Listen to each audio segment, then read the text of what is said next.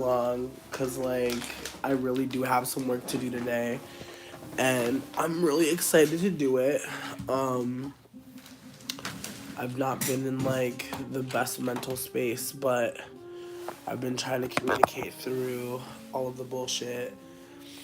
Um, damn, I'm about to bring that little side bun back though, because that was a little moment.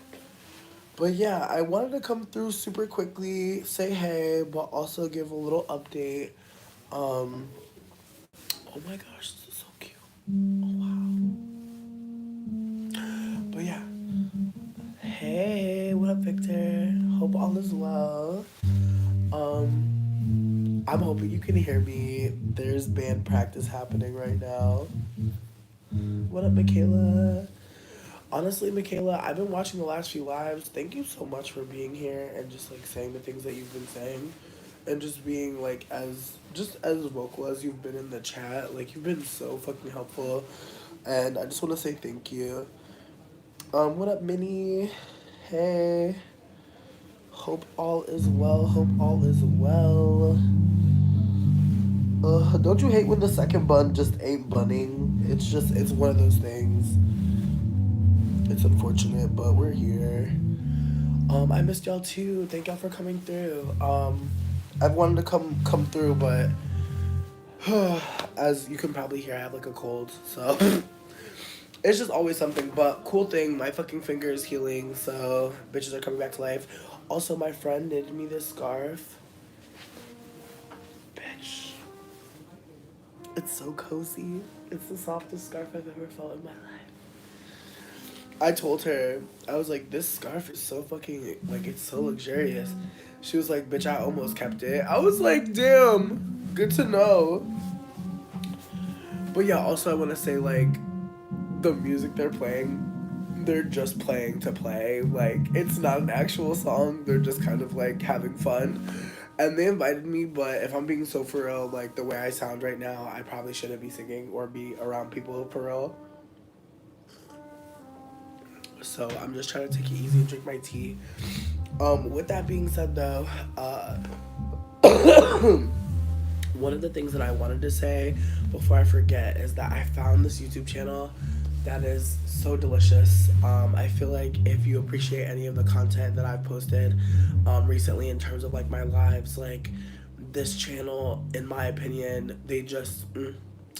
I just feel like there's a certain way that certain people offer content, and it's like, their name is Unapologetic Justice.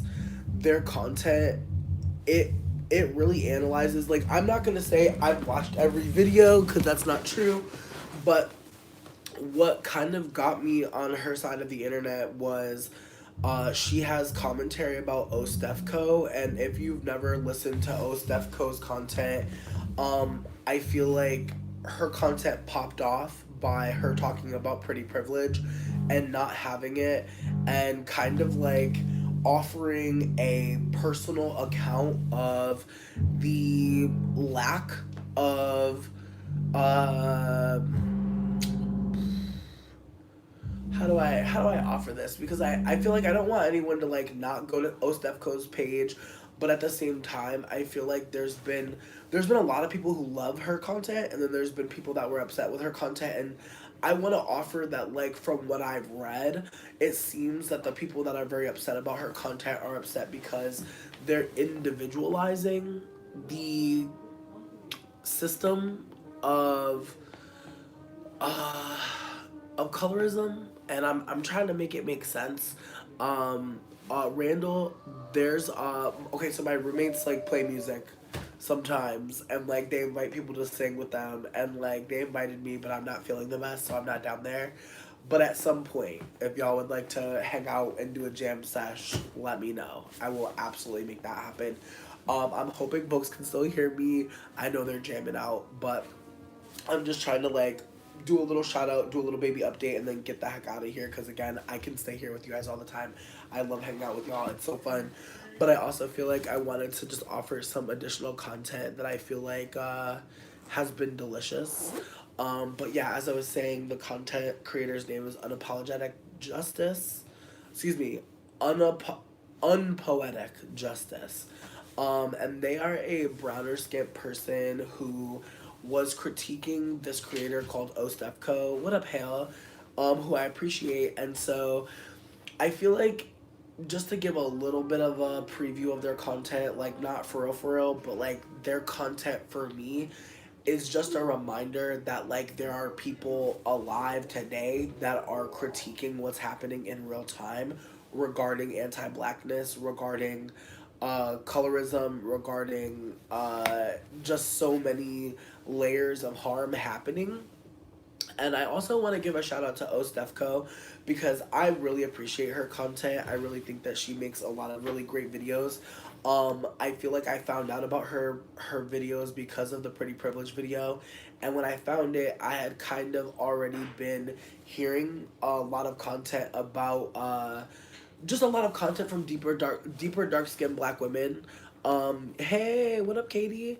But yeah, so hearing from her about her experiences is part of like why I felt like kind of compelled to be more candid about being a colorist and just being a light skinned person who was getting it wrong. Because again, there are just so many conversations happening from deep dark skinned people where I see myself complicit in their harm, and so uplifting their channels and also implicating the ways that I've been operating, and how like part of like unlearning trauma, or unlearning the trauma of being an oppressor, and unlearning the harm that you are internalizing to perpetuate it, like that does take community. And that's something that Ostefco said in a recent video.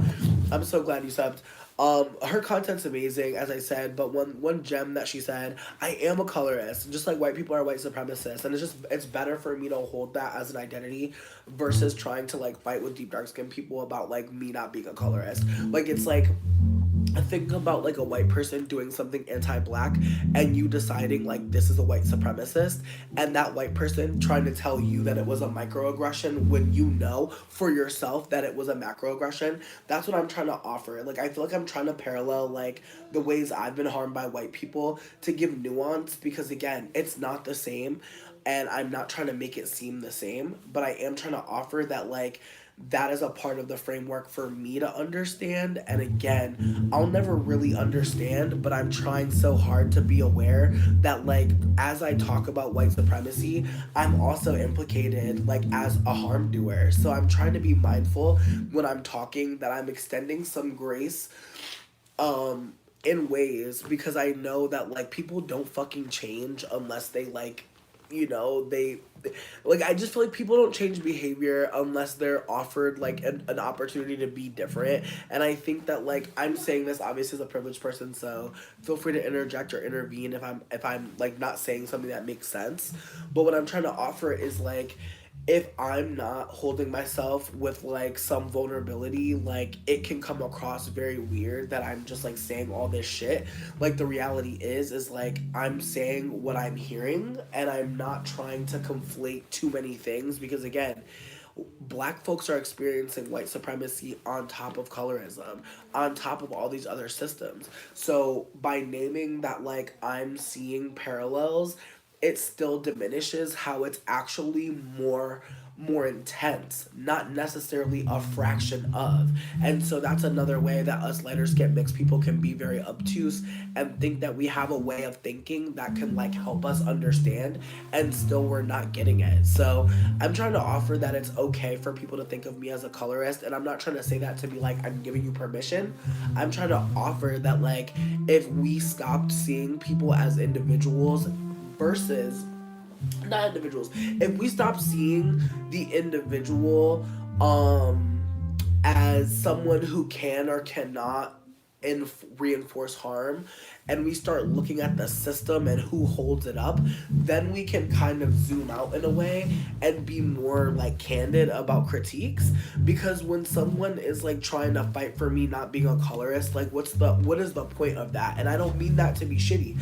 I'm just offering that like, what is the point of trying to save me as like this good light skinned person who's not operating in harm? What's the function of that? Because at some point when I cause harm, or if I do cause harm, because that's not my intention, but the impact of something I say can still cause harm. And so with that being said, I'm trying to maintain my curiosity, but I'm also trying to maintain that we don't shift out of like being harmful without community that offers us ways to like ways, tools, support, understanding. And so that's what I'm trying to offer. And so that's why I'm bringing up the channel that I found, I keep wanting to say unapologetic. Their channel name is Unpoetic Justice. I appreciate so much how they talk about like certain things. What's up, Black Like Purple? Because their content to me gives so much nuance, and like I feel like there's so many channels that will do deep dives on people's content, and it's just not giving like enough. I don't know. I can't explain what I'm trying to say, but I feel like if you do happen to watch O Stefco and you already are familiar with her content, I think going to Unpoetic Justice's channel and seeing her content on O Stefco will highlight what I'm trying to offer. I appreciate you, Victor. And I'm not trying to condemn anybody for trying to like be kind to me, because I don't think that you're trying to say that I'm not a colorist to be harming anybody. But I think that that's like how deep anti-blackness and colorism go, is that like by trying to assert that someone who can be something isn't, it's like that's a lot of pressure on them to be operating in a particular way, a lot of pressure on you as someone who's vouching for that person, and then also your credibility in the future, other folks feeling safe to break silence around you, around someone's behavior, because you're already letting light-skinned people seemingly, just, exist in a way, or not. I don't want to say letting. I shouldn't say it like that. But what I'm trying to offer is like the more space that you offer for like a person who can be harmful to perhaps operate like it's not possible, the more shit can go left. And then everyone's getting harmed, and then it's like we're trying to figure out who caused the harm, and the shit that's not more fucked up, but you'll be implicated as someone causing harm for saying what you said. And the reality is the harm doer was that person, but the optics change. Like once you're a part of like the harm, you can't be disconnected in any meaningful way. And so I'm trying to offer that it's always in our best interest as marginalized people, but also as people who perhaps may have some privilege, to consider that like we could be the violence and we may not know. And so listening to people who are not capable of being the violence, or people who are not, whose best interest wouldn't be to be the violence, is our best course of action. So I'm going to hear what people say, but I'm also going to look at people picture. You know what I mean? Because like sometimes, you can kind of tell. Word, yay, I'm so glad. Listen, that channel really gave me a lot, and like I really appreciate Ostefco's content to go back to it. Her content is so fucking dope, because like she's just so fucking frank, and I appreciate how she offers her thoughts. And I also feel like she low-key kind of looks like my ex, like a little bit. And so I don't know, I feel like it's her nose, it's like super adorable. So every time I see her, I just start feeling inappropriate, because I'm just like, why do you look like my ex? What's going on? Like, am I supposed to love you? Like, what's going on? I'm just like, what's wrong? Like, I'm very gay.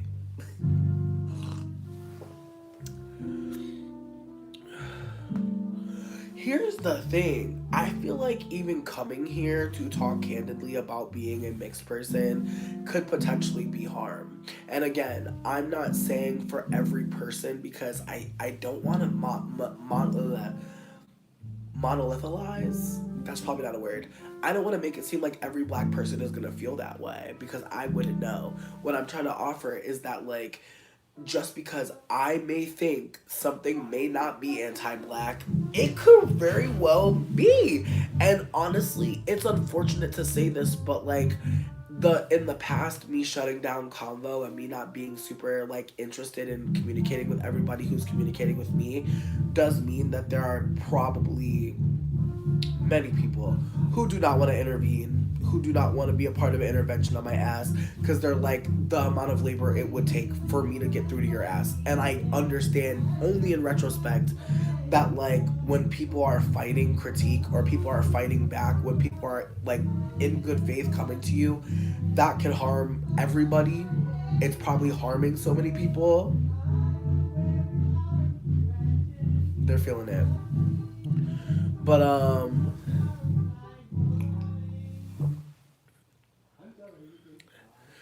I'm just saying, she's adorable. She's hella cute. I die.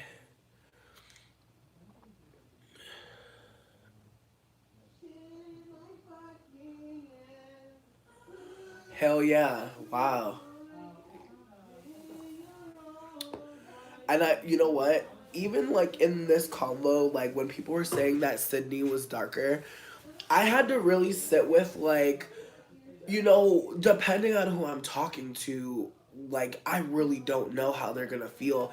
That's another reason why I really appreciated the Unpoetic Justice channel, because the way that she talks about anti-blackness and the way she talks about blackness is just so nuanced, and I appreciate it because again, I feel that when you're listening to people, certain people may not hold, they just may not be in good faith, and there's no way to fucking know, right? Like, I mean, I say that, but in retrospect, there's just like more of a checklist now for me when I'm watching certain content, and so I think I just want to offer that I'm really appreciative of people being here and like being candid with me, and the people that feel safe to say like when they're not feeling something, because again, like my desire is never to turn people off or to be shitty or an asshole, but I can be that. Like those are things I have been, and so I don't want to gaslight people into thinking that like I've changed and I'm on some love and light. Like not at all. Like I'm just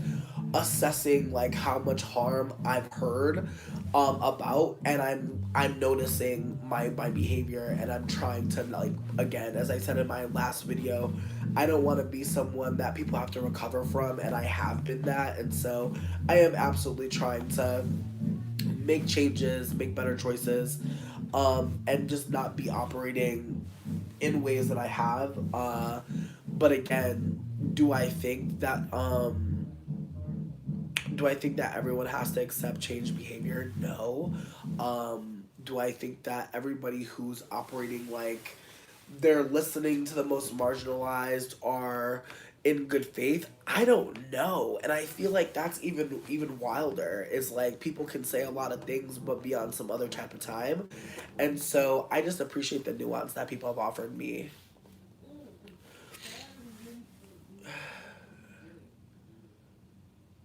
Oh wow. Hell yeah. I'm so sorry to hear that. That is very fucking traumatizing. Like I have no words for who did that to you other than like you're disgusting and fucking weird. But also just like the other ways people have like said things to you that had you questioning like how you're looking. Cause again, like as I said, when people were saying that Sydney was darker, I'm like, damn, she's not though. But then also again with the concept of like people that look like Mariah Carey are also black, it's like who, like it's like, yeah, I guess you could say that she's darker compared to someone white passing, but like that's the other thing, is like people qualifying white passing people in blackness or operating as if white passing people are also black, like that does change who is a lighter skinned person.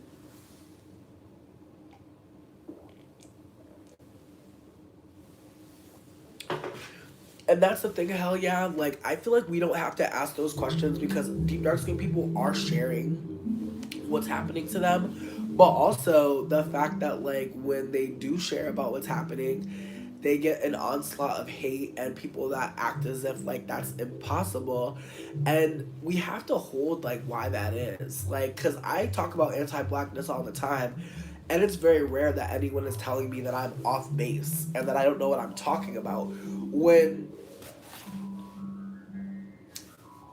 if we're being candid, like someone deep dark skin like should not be questioned about like them seeing and holding that something is anti-black. So, oh, but here's the thing. Here's the thing. It's in my opinion, am I trying to name that I'm out here being a colorist like candidly and like I'm operating a different way on here? I would hope not. But I feel like that's the other part of this is like it's not up to me to appraise how colorist I've been. All I know is that like in the past I've absolutely operated like I was a black person.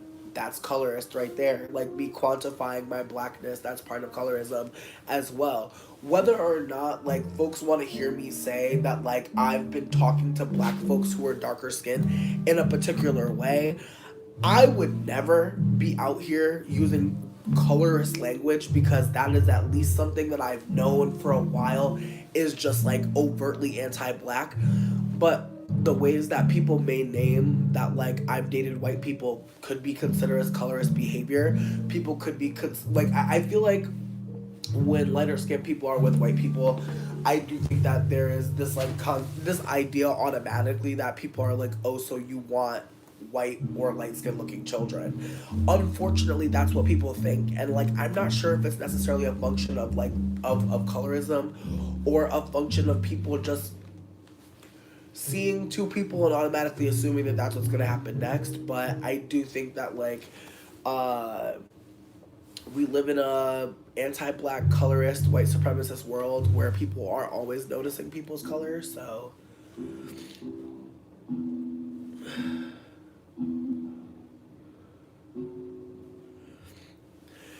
Katie Blue, the thing that sucks about people talking to Steph that way is like, why would she fucking get on camera and like try to shit on herself? Like, I just feel like the ways that like someone saying that is actually really fucking bizarre because it's like she's coming on there she's being candid as fuck. It's just like I don't get what people think the function of that would be in her mind, other than to be candid about what's happening to her.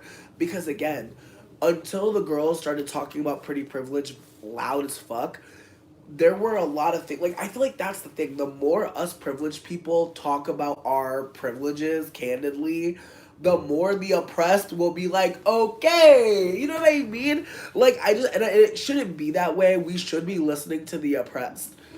But if you go to TikTok and you type in pretty privilege, you're going to see a bunch of very thin white or lighter skinned people talking about being pretty.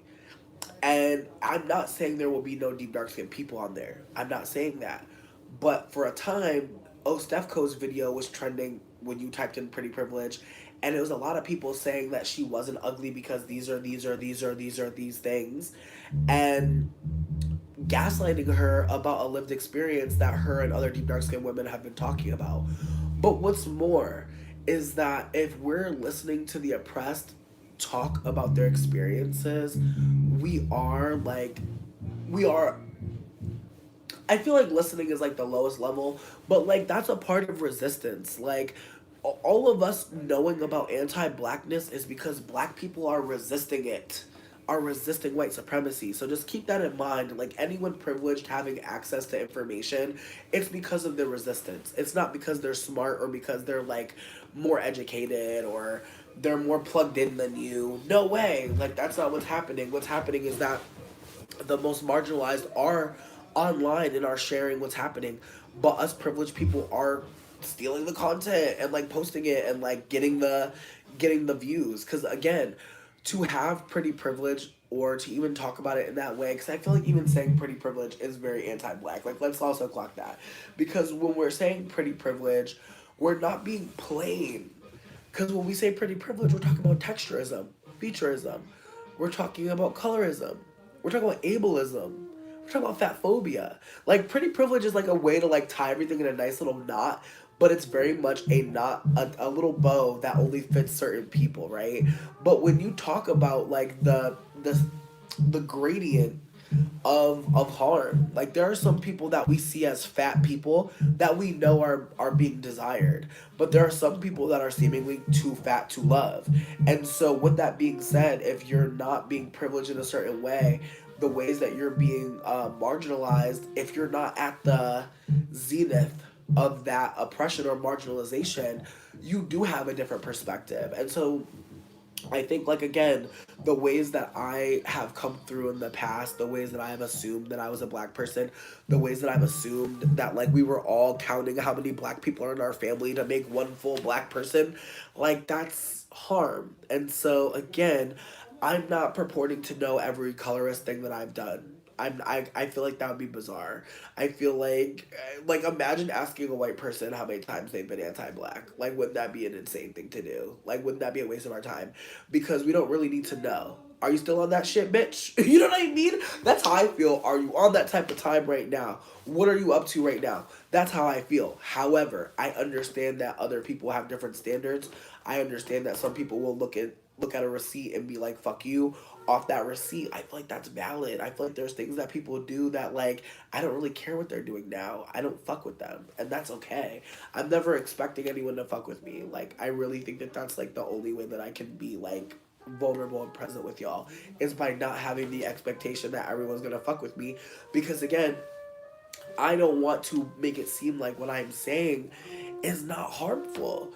Because again, when white people like break that fourth wall, they talk about how they're being white supremacist or ways like, and I feel like we don't get that a lot. And I feel like that's another reason why I'm bringing up Unpoetic Justice's channel, because she put out this video about the white liberals a month ago. Delicious, because it's a way to address things that I've been feeling and I just did not have the language. And like, I'm so fucking grateful that I am alive in this timeline, because there's so many people, especially black women, saying things and having the platform to be heard in a way that, like, again, it's going to cause shifts. But we also have to consider why the fuck we weren't able to hear black women on platforms or hear their thoughts. Like, we have to consider how, like, white supremacy has operated in such a way that technology is kind of like offering us a way to hear the most marginalized in a more accessible way. But then even still, like, the access that the easy seemingly internet access that we all have, there are still people that are like harming deep dark skinned people who are online, just existing, just sharing, just being candid. And so with that being said, I don't want to make it seem like it's so easy to hear critical black thoughts or just like hear from black people who are being candid and vulnerable. It is not, because like we have to consider like white supremacy still on people's necks, capitalism still on people's necks, anti-blackness still on people's necks, colorism, fat phobia, all these ways that, like, when we do see a black person creating a channel, I just hope like you consider that, like, that person is like they're going through historical trauma that people are flattening into, like, who cares, like, it happened before. Like, there's just so much that has happened, and there are just still so many black folks who are like still creating content and offering us so many jewels and gems. And again, whether or not you can see them as that is another aspect of living in this white supremacist world. Like, not being able to see how much it took for that black person to create that content and be here with us. And so I just wanted to give another shout out to Unpoetic Justice. I know I watch other channels, but I feel like this channel is like, I don't feel like they're a small channel, but they kind of are in terms of like how many videos they have. But the content is just so delicious and like so well like put together that I'm like, damn babes, like I really hope you get so much money from this. Like, I hope you're able to just like take a break from whatever the fuck you do on the outside and be able to dig in, because like everything that you're sharing, chef's kiss. Desirability politics is a more appropriate term. Thank you for saying that. Thank you.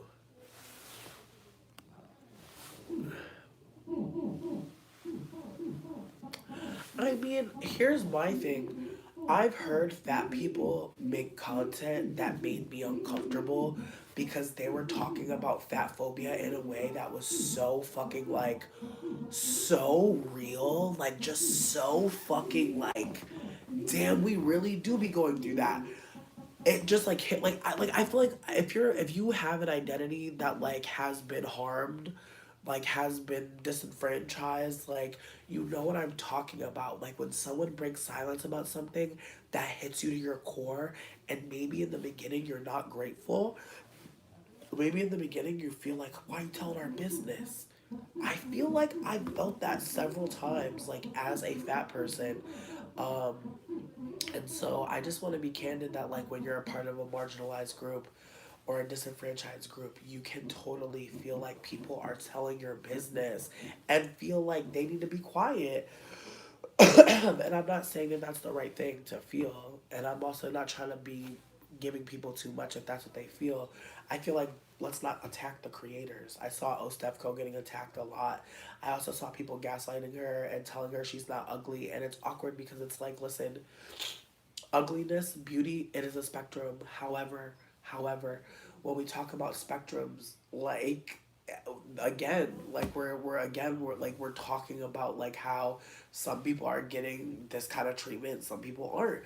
And it's awkward because like we want to believe that we could all go out there and be loved. Like I just feel like the more aware you become of the hierarchies of love, support, just empathy and vulnerability, like it does become very clear, unfortunately, that there's some people that are just not, they're never gonna see you as worthy. And it's not because you're not. It's because how much they're invested in whiteness, how much they're invested in thinness, how they're invested in ableism.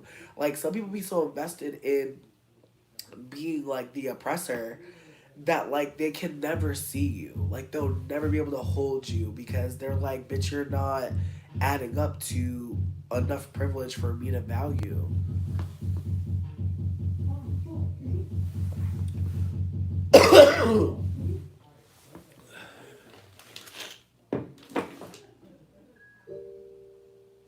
I mean, I feel like again, like I think Steph has said this herself that there were some people that were like, telling her to like be quiet, you're talking too loud, you're telling our business. And it's unfortunate for sure that like she's creating content that is like it's necessary. And I don't say that as a light skinned person trying to gather information, even though I am. I say that as somebody who like appreciates someone like being candid about how they feel about a system of harm. Like I think that that's like what I do the most is talk about systems of harm and how they are affecting me. And so I do appreciate content where people are saying like, hey, I'm a victim of like this system and I want to talk about it because again, like when you're harmed by systems, people expect you to shut the fuck up. Like people expect you to just like feel like or just experience like being left to your own devices. And so I'm trying to offer that like I'm always interested in hearing from people who have something to say about what they're being put through, because again, like without me being able to break silence, like I would have not like my entire life is just breaking silence and just saying how shit is hurting me, harming me, and I'm not saying in every instance I'm being heard or being held or even being loved correctly in that moment, but I have to hold that I've had the agency to transform and like sitting with the ways that like I'm sure people are like, how the fuck are you still doing this or like how are you, like I don't know, but I feel like that that's because it's privilege. Like it's not like I act like I'm so, not act, but sometimes I'm just so bewildered, and it's like I think like part of it is genuinely being myself and people feeling like they can trust me because honestly it's hard to lie. Like I feel like I try to lead with like a goofy amount of honesty because maybe someone will like hear that and be like, me too, like let's be super honest. But again, not everyone's gonna operate like that, and so you live and you learn. But I think that that honesty, that candidness, like that candor, like that can be part of it. But again, like the more I talk to white people, the more I like break that fourth wall and like acknowledge shit. Like it's just like so clear now in a way that it wasn't, that like there's just so much that people don't know, and so they operate in these ways, and like bringing information to people takes labor, and like not everyone has it. And so I never expect anybody here, as I've been saying, like to do any work on my behalf, but some of y'all have intervened on me and have made me a little bit more aware, um, or a little bit more vulnerable, or a little bit more gentler, and I'm always gonna be grateful for that. And I'm hoping that like there's spaces where you can go to be received as well in that way. I'm hoping this isn't the only space where like people can be candid with you, and hold you in whatever blush you're in at that time. But I just want to be super candid that like being here doesn't mean that like you are obligated to be like saying shit about anything that you don't want to. Like if you're not wanting to do the labor, please don't, because no one is wanting you to come out of like your comfort, or even feel like that's like what you're on here to be doing, you know. But again, I'm grateful, genuinely grateful for people that listen to me, hold space for me, love me, and think that I have something to say worth listening to. But I am, as I said in the last couple lives, I'm trying to just cite my sources and point directions to people that say things that really do hit. And again, if folks have people that they support, that they want to shout out and share, please do not be shy. I would love to hear about other people to love on too. Yeah, I saw that as well.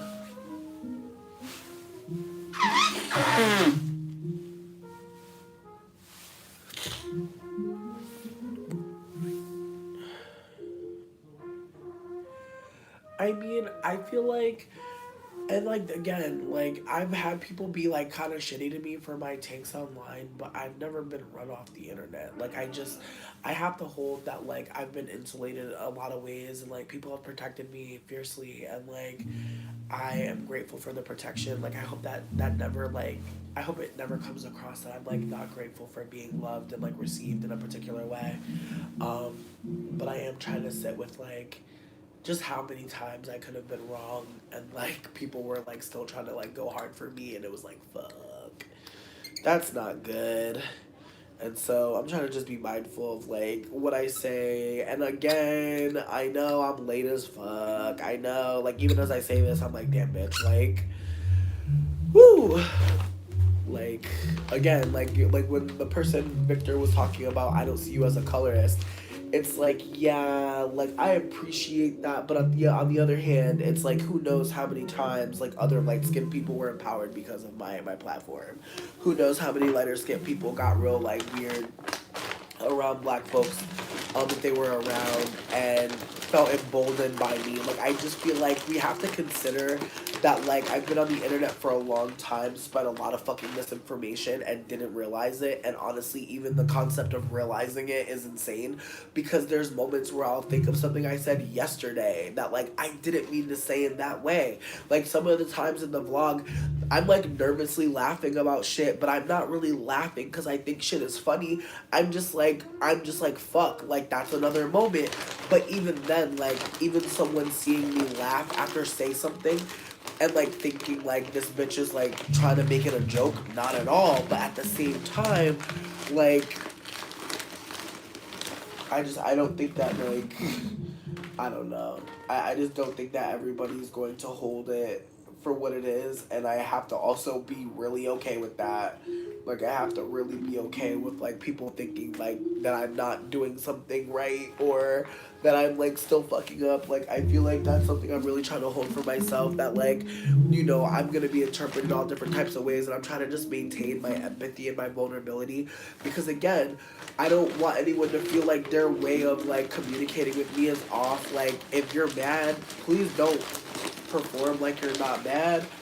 And like also, if you're in the chat, please don't gaslight people into thinking that they have to like, you know, operate a certain way. Like I don't know. I feel like I'm trying to like be more candid in this space and operate with more integrity.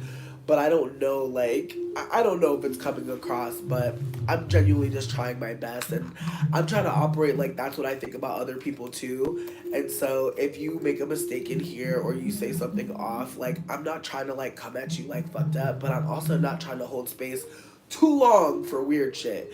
Cause again, like, some people have been in here and been weird as fuck, and like, I was trying my best to empathize with them, but then I also am like, how long do I listen to some bullshit before I'm like, time out? And then, like, how many people are harmed in the moments that I'm thinking about it?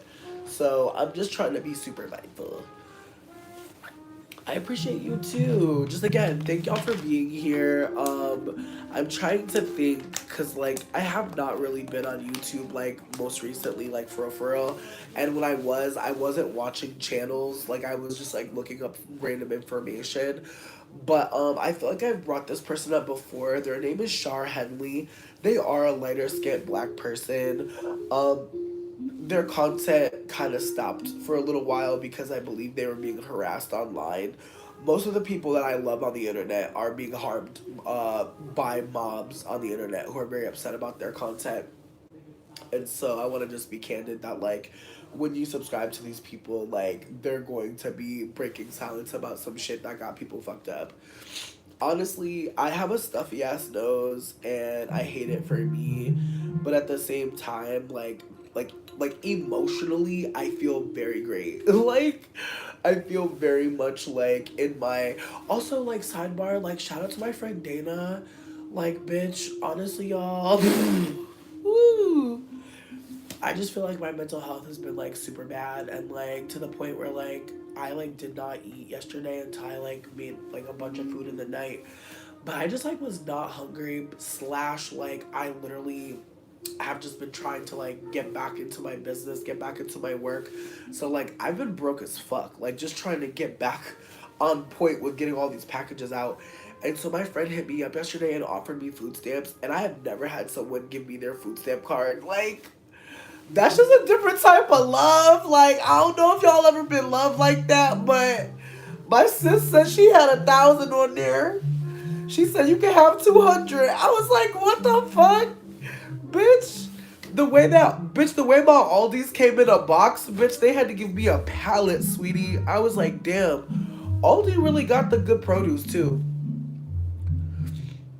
Thank you. This is my favorite little sweater. It used to have a little string in it, but I never keep the strings in my shit. My friend made me this little sweater. Oh my god. Wait, I gotta find my little purse so I can show you guys. 'Cause my friend made me something for my birthday. Damn, now I already lost it, bitch. That's terrible. I probably did it, but before I go outside, I'll find it. But my friend made me this sweater, this scarf, and then she also made me this little bee pouch. That's like, it is so fucking cute. Like, ah, I'm like, as I wear this, as I like brave the colds to smoke my weed, I'm just bitch. Right when somebody sends you the snap, oh my god, bitch. The blueberries at Aldi are, my god, bitch, the way I was feeling like so rich, I was like, bitch, I got some cheeses, I got some motherfucking good ass bread. Aldi really got it. Like, I don't know what's wrong with us. Like, we really be going to Kroger and Meijer. Like, that makes sense. Like, we need to divest. Let's go to Aldi's, y'all, because good God. I didn't even spend the whole 200, bitch. Like, I started feeling bad at 140, bitch. I was like, bitch, this is already a lot. Like, I got several meals. I got meat, cheese, bread, eggs, milk, potatoes, greens. For real, though, actually. Like, I actually did get potatoes and greens. I got everything. Like, oh my God. And the people that I'm staying with, they were like, bitch, you do not have to get all this food. I was like, honestly, I do. Honestly, I fucking do. But I'm just grateful that I have a friend that, like, loves me that much. Because, like, wow. Like, I had a friend get me a snack on their stamps before. Like, a juice and a chip. You know? You know what? Aldi's has those racist cookies. You know, the ones that they were naming after indigenous people? The coconut caramel joints? Oh, yeah, bitch. Somehow Somehow they had those, bitch, and they were like $3, which is wild as hell. Damn, Girl Scouts. What y'all about to do? I feel like that's y'all main money maker, is it not? And the Thin Mints. And I feel like you can get Thin Mints anywhere at this point. So, not trying to hate on the Girl Scouts of America, but, you know, their day coming. Their day is coming, I think. Bitch, I knew that was coming. I fucking knew that shit was coming. And that's why I'm gonna ignore it. But anyways, I knew that. But yeah, so look at this little beep house. She made this for me, bitch. Oh my god, like, am I not loved? And bitch, it was filled with little treats too. Like, bitch. Like, she gave me some glass tips so that I can stop having fucking tar on my fingers from smoking my joints. There's candies. There's like a chocolate in there too. She also put a lip chap in there, but I think it's in my pocket now. Cause this lip chap is very fucking fancy, very nice. No, it's not in here. Dang.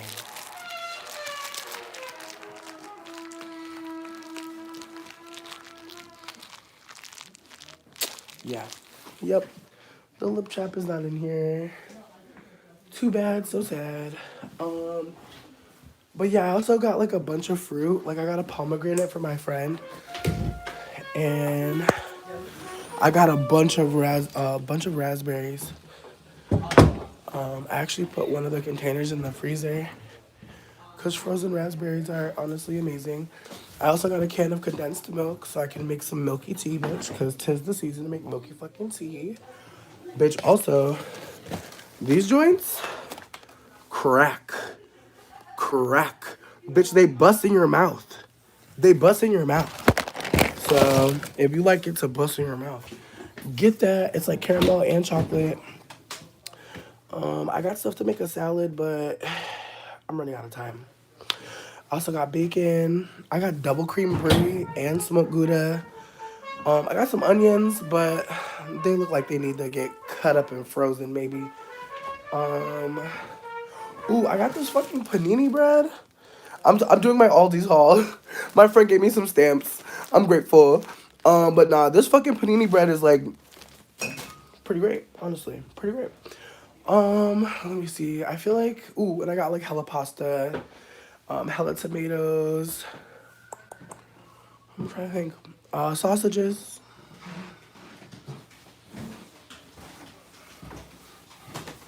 I think that's it. Hi.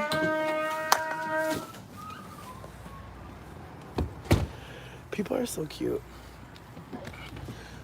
But yeah, what up, Mish? Hope you're doing well. But yeah, no, Aldi's is really fucking cute, and I'm super grateful that I got to fucking get some groceries. Like I said, I've had a friend let me get a snack off the stamps, but a whole grocery haul, that's my bestie now. Honestly, I'm trying to go to Chicago soon. I don't know if anybody's in Chicago and wants to link up, but my friend that gave me some stamps, like, we're trying to plan like a fat bitch retreat. It ain't about to be real, you know what I mean? Not like big or nothing, but like, you know, just some fat bitches, a hot tub, liquor, weed, and definitely a platter of sorts. Like, I want some cheeses and meats and motherfucking charcuteries. Lip chap. I love saying fucking lip chap. Oh, that's so funny. Hell yeah. I'm grateful that I got to get some food. Oh, you're having a good New Year. Oh, great New Year. Tell me more. What was so great? No, you must be psychic, cause baby, the way that them groceries carried me through, I made some big ziti, and that shit came out so tasty. Exactly. Absolutely, Victor. Absolutely. But yeah. I just want to say I love you guys and thank y'all for fucking with me. I've been really just trying to take my motherfucking time coming back to life, back to reality, because I've been just feeling fucked up. I sent Erin a voice note telling her, like, I feel like the voice note, I'm really proud of me. Yes, yo, listen, get them at Aldi because they're cheaper. If you get them at the store, they're way more. Yo, they be dripping. I'm sorry. Oh my god, I'm so sorry, bitch. You ever just think about the Yin Yang twins? I hope they're doing well. I was like, she leak. She I'm sorry, bitch. Pause. Um, yeah, no, Aldi's really came through for a bitch. Like, these blueberries, oh my god.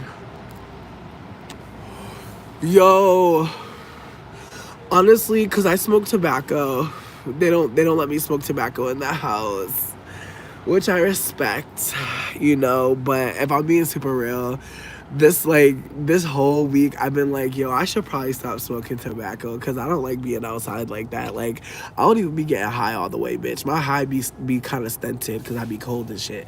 So I think I'm about to go back to the main line.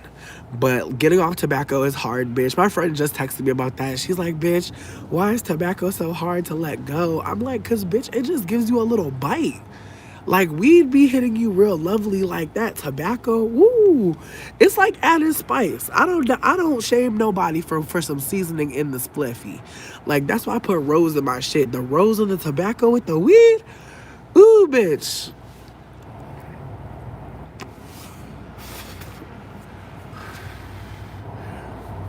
Bitch, it is cold out here. No games. I'm so happy my pussy's still tucked in. My God, I pray I don't lose no more weight, bitch, because my pussy popping out and I'm getting shook. I used to be warm as hell the whole time, bitch. Now I be cold for real.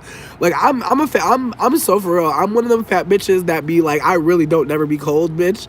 But I'm experiencing cold for the first time, it feels. Oh my god, you know what song is hitting for me right now? And Lowest of Keys, bitch, I feel complicated about sharing this person because I haven't heard good things about them. In the whisperings, like, I've heard that they were like,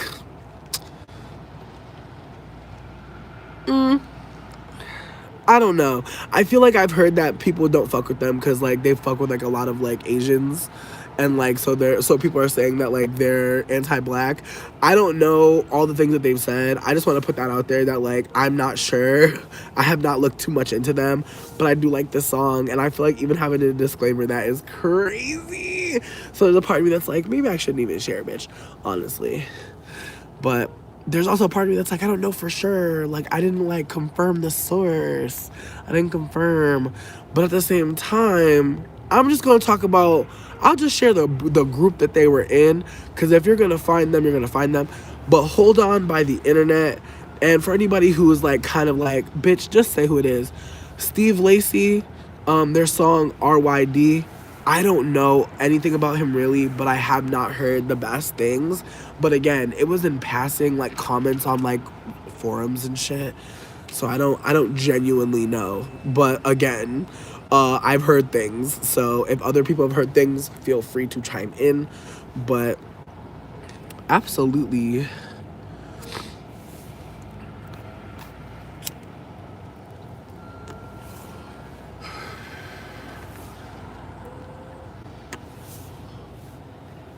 Talk Down by Dijon. Okay. I'm trying to think of somebody else. Ooh, you know what? There's an album by Moses Sumney called Aromanticism that some people may fuck with. His tone is so rich. I love his voice.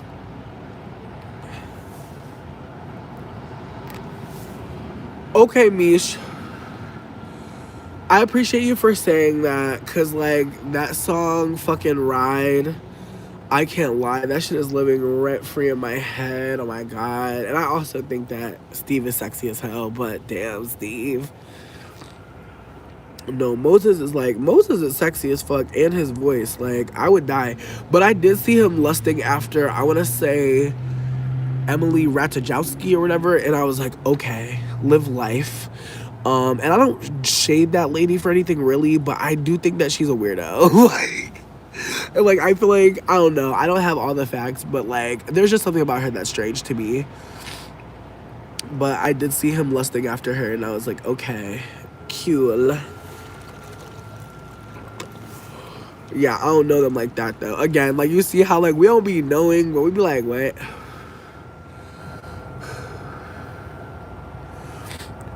Okay, so we all love Meryl Streep. Just to give a little recap on what we've been talking about, I was saying that I don't know about Steve Lacy being anti-black, but I have heard that he's been like, the thing that I heard was like that he was like lusting after Asians in like a weird way, and like I don't know how much of that was like accurate. I don't know.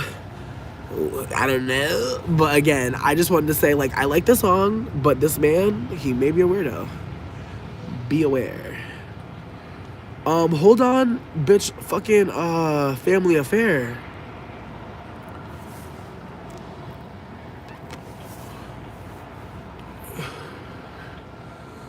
I wear this vision, make you feel nice. Act nice, girl, your cover's blood. You already know that. You already know that.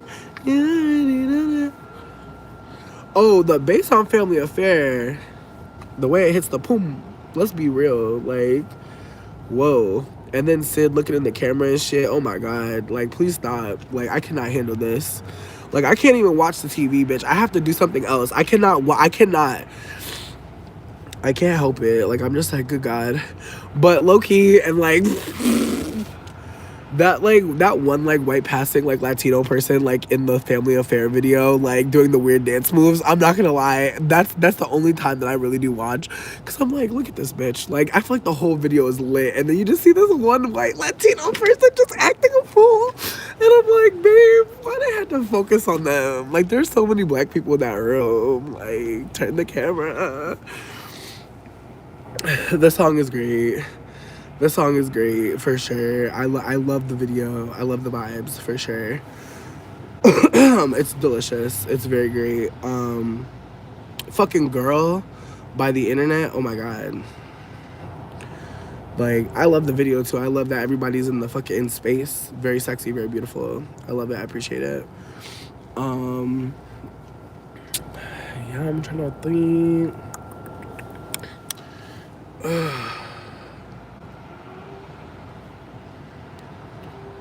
Vabi. Okay, tell me more. Tell me more. I also been listening to a lot of 21 Savage recently.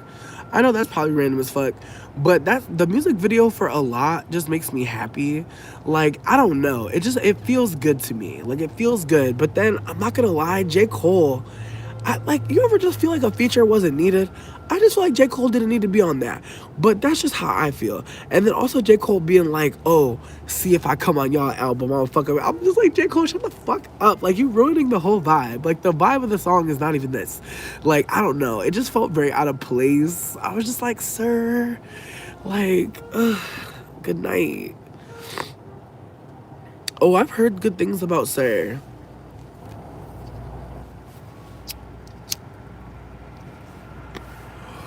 There's also this like there's this playlist that I've been listening to called Poolside, and it's an album called Contact High by Poolside. It's I don't even know how to explain it. It's kind of like funk mixed with like groove, and it's just like a whole like I want to say maybe like an hour's worth of just just groovy, funky vibes. But I truly do feel like this album does make me feel like I'm on drugs. So if you've ever wanted to experience drugs and like you're scared, listen to this album, because I genuinely feel like whenever I smoke, I'm just like, yo, this shit is giving me a boost. Like, I feel a head change in that shit. So, and I do believe in dosing. I do believe in like listening to music and like music getting you high. I do believe in that. That's some real shit. Like, music has healing properties in it. It can also make you feel like out of your body, like, absolutely. And so I don't know, this album being called Contact High is funny to me, because it's like, you really do feel like you smoked a blunt. And if you do smoke a blunt with this album, you're welcome, because I feel like it's gonna boost you to another level. Especially if you're smoking some bullshit weed, babe, that's gonna help. But if you're already smoking some good weed, it's just gonna take you to another level. What up, Aries?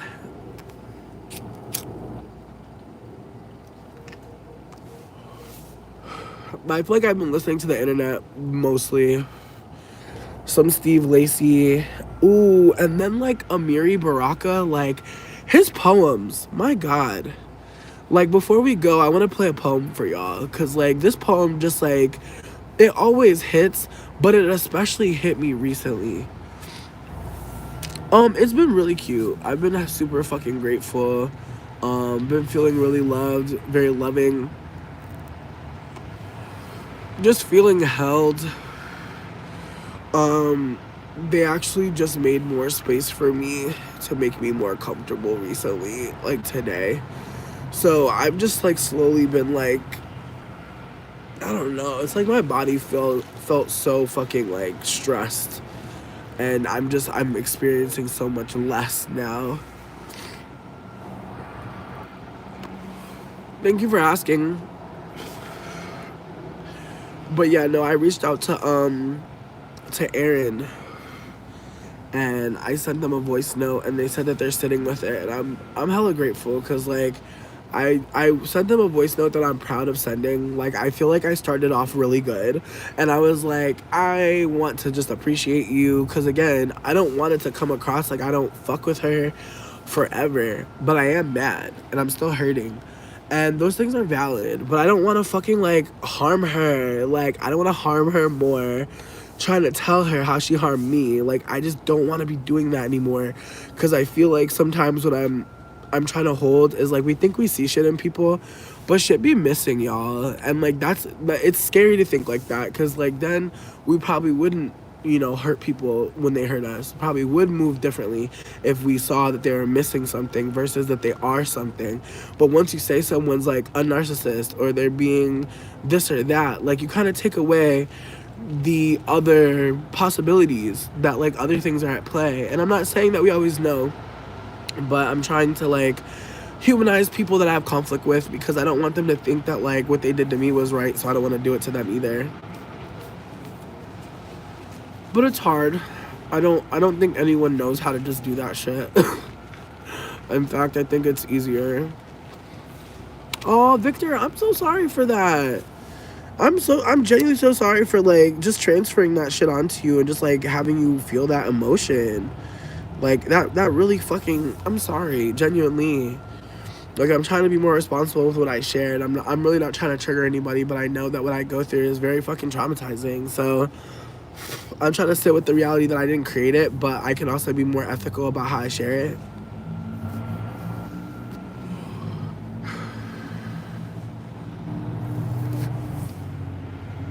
There is absolutely. And I also don't want to give like ungrateful vibes. Like it's like I can be grateful for some things and not others. Like I feel like I want to live in the nuance as much as possible, and I know I don't always. Like I know that sometimes I really am pissed off to the point where I'm like, fuck you for real. And I feel like that's also valid. Like sometimes we're like so mad that we don't see a way to shift out of it. Like so I don't want to shame myself for being that angry, because I also think when it comes to like non-black people, I just don't be feeling like I have to be going through too much to be in your life. Like if you're putting me through some shit, I gotta get away from you.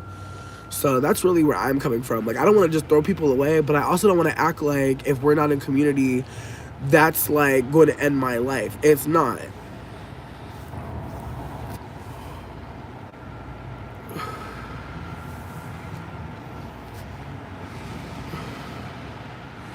Word, Victor, I appreciate you for just like being, you know, just holding space for me. I genuinely am sorry for triggering anybody else, and obviously you as well. But I'm really trying to be considerate about what I'm sharing, because I know that not everything can be shared in the moment. Like some shit kind of has to be shared after the fact, and like I'm trying to sit with like my responsibility as someone who's creating content. Like I'm not trying to like be on here and like have y'all cliffhanger a real life situation. Like that's fucking scary.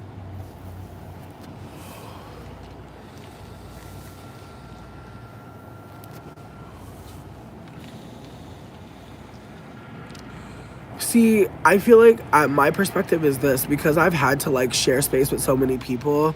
I don't really have any particularities. Like, and I feel like a lot of people, like, don't read that as a trauma, but it really is. Like, I don't really give a fuck. Like, I don't care really about a lot about what's happening because I just want to fucking survive. But, like, I think that, like, when we talk about people being being particular, I think that, like, we're unfortunately still talking about privilege, and, like, it sucks because it's like, you know, some people really don't have the privilege to be particular.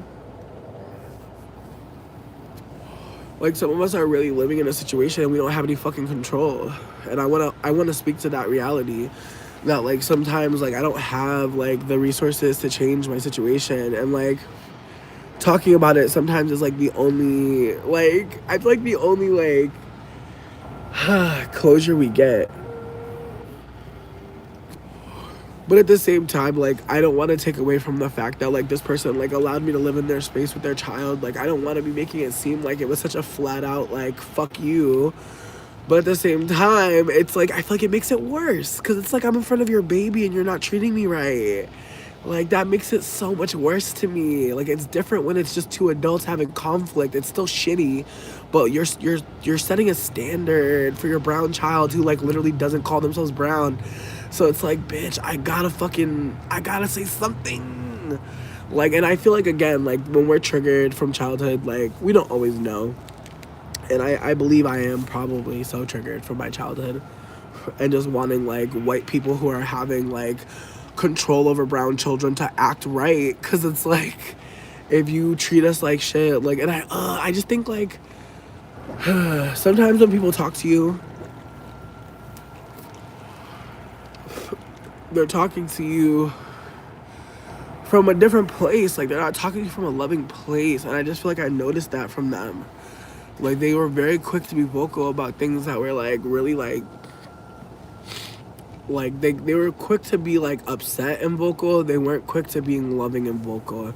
And I feel like those people always stress me out because it's like, y'all be the ones that'll be so loving quietly, but be so loud when you're upset. And it's just, like, so, like, it's just so much to handle. Because it's like when you're upset or you're feeling away, like, you're so quick to communicate. But, like, thank you and I appreciate you, like, those things are harder for them to say because they can't say them with the same energy. It's like I just felt, like, a lot of pent-up anger in them. And I think they felt safe to take it out on me. And I feel like even saying that, like, I know some people will be like, damn, like, that might have happened to you. And, like, I'm sorry it did. Like, that's fucked up. But sometimes that's what's happening. Like, people don't have a lot of power. And they can't drag the people they want to drag. So they'll drag somebody close to them that they can drag. And that's what I was getting.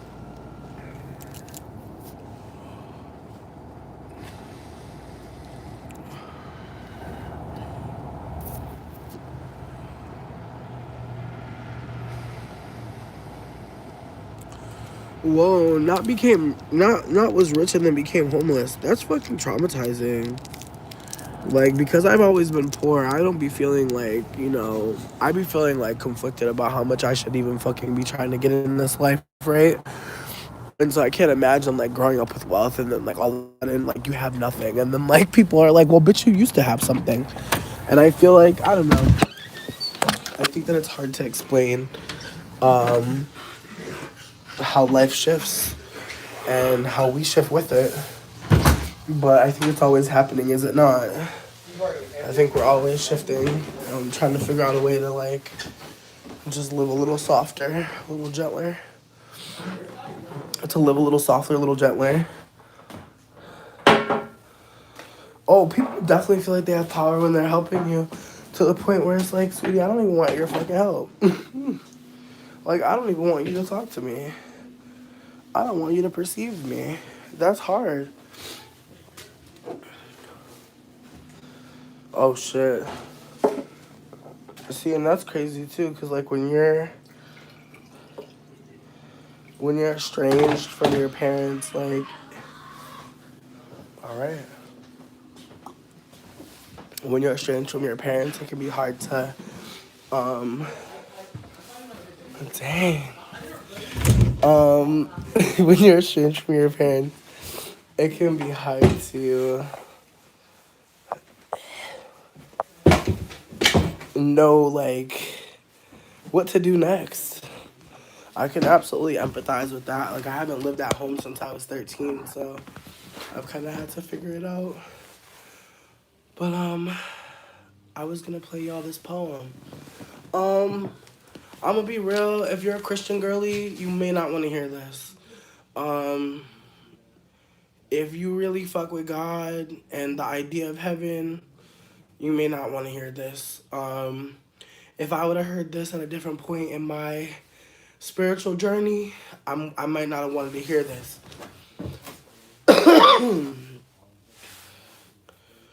Oh, damn.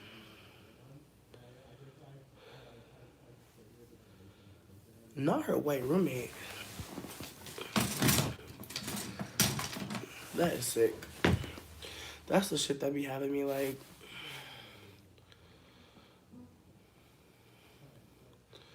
Okay, so the poem that I'm sharing is called Dope by Amiri Baraka.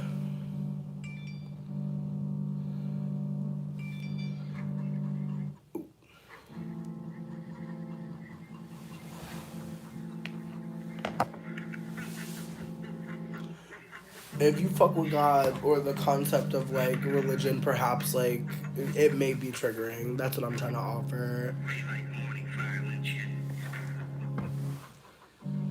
Yes, the pain and dreams comes again. Race pain. People are people everywhere. Yeah, ooh, ooh, ooh, ooh, ooh, yeah, ooh, ooh, ooh, ooh, yeah. Are people, yes, people, every people, most people, ooh, ooh, ooh, ooh, ooh, ooh, yeah, ooh, ooh, ooh, ooh, ooh, most people in pain. Yes, the pain and pain today. Oh, wow, oh, wow, it must be the devil. Oh, wow, oh, wow, it must be the devil. It must be the devil. It must be the devil. Oh, wow, yeah, devil, oh, wow, must be the devil. Must be the devil. Must is be the devil. It can't be Rockefeller. It can't be him, no Lord. It can't be DuPont, no Lord. Can't be no Lord, no way, no son, no way, Jose. Can't be them rich folks. They's good to us. They's good to us. They's good to us. They's good to us. They's good to us. I know that Master told me so. I seen it on Channel 7. I seen it on Channel 9. I seen it on Channel 4 and 2 and 5. The rich folks good to us. Poor folks ain't shit. Hallelujah. Hallelujah. Oh, wow. Oh, wow. Everything gonna be different after we die. We ain't gonna be hungry. Ain't gonna be pain. Ain't gonna be suffering. Won't go through this again after we die. After we die. Oh, wow. Oh, wow, wow. After we die, it's all gonna be good. Have all the money we need after we die. Have all the food we need after we die. Have a nice house like the rich folks after we die. After we die. After we die. We can live like Reverend Ike after we die. Hallelujah. Hallelujah. Must be the devil.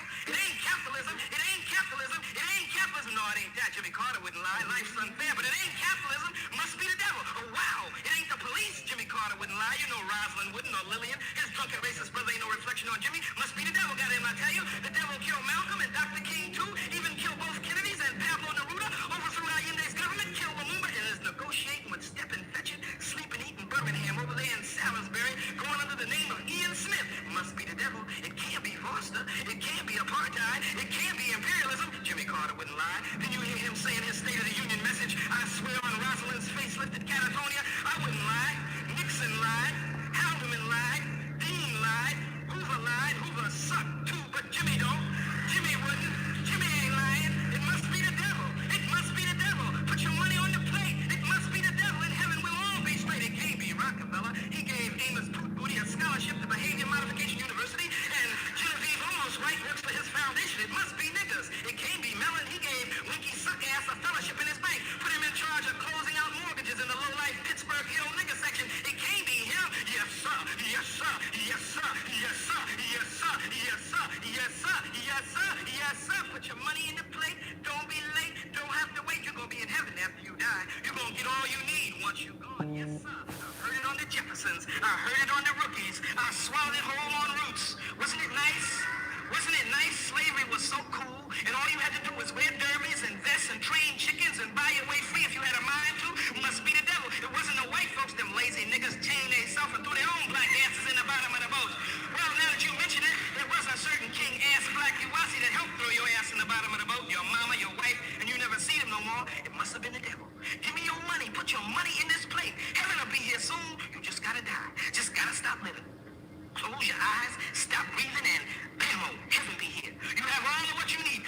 Bam-o, all of a sudden, heaven be here. You have all of what you need. That assembly line you work on will dissolve in thin air. Oh, wow, wow. Oh, wow, wow. Just gotta die. Just gotta die. This old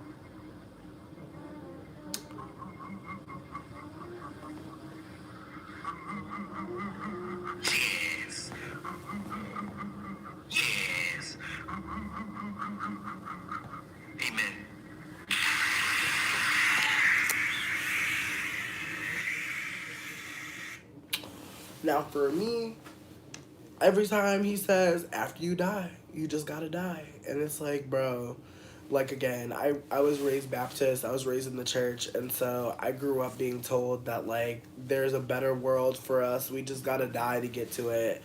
And I feel like, unfortunately, like, thinking like that has a lot of us feeling like, who cares? I'm not saying everybody, but there are a lot of people who feel like, when I die, and it's like, there's so much time between then and now.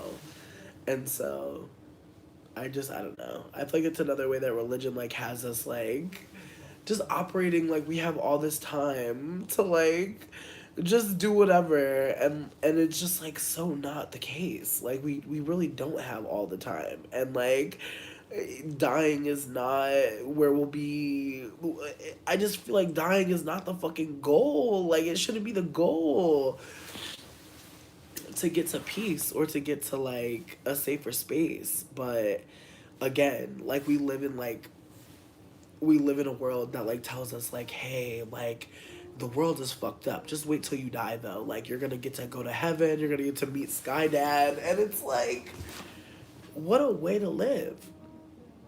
And I feel like there are a lot of elders who live like that. They live like, who cares what's happening right now? When I die, I'll go to the kingdom of heaven.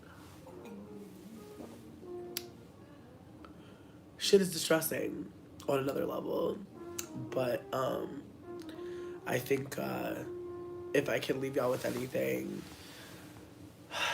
I would want to say like, I hope that y'all are considering the elders you're around, and like the people that like just like pour life into you and speak life into you, because being around elders who are waiting to die to inherit the earth through their religion, like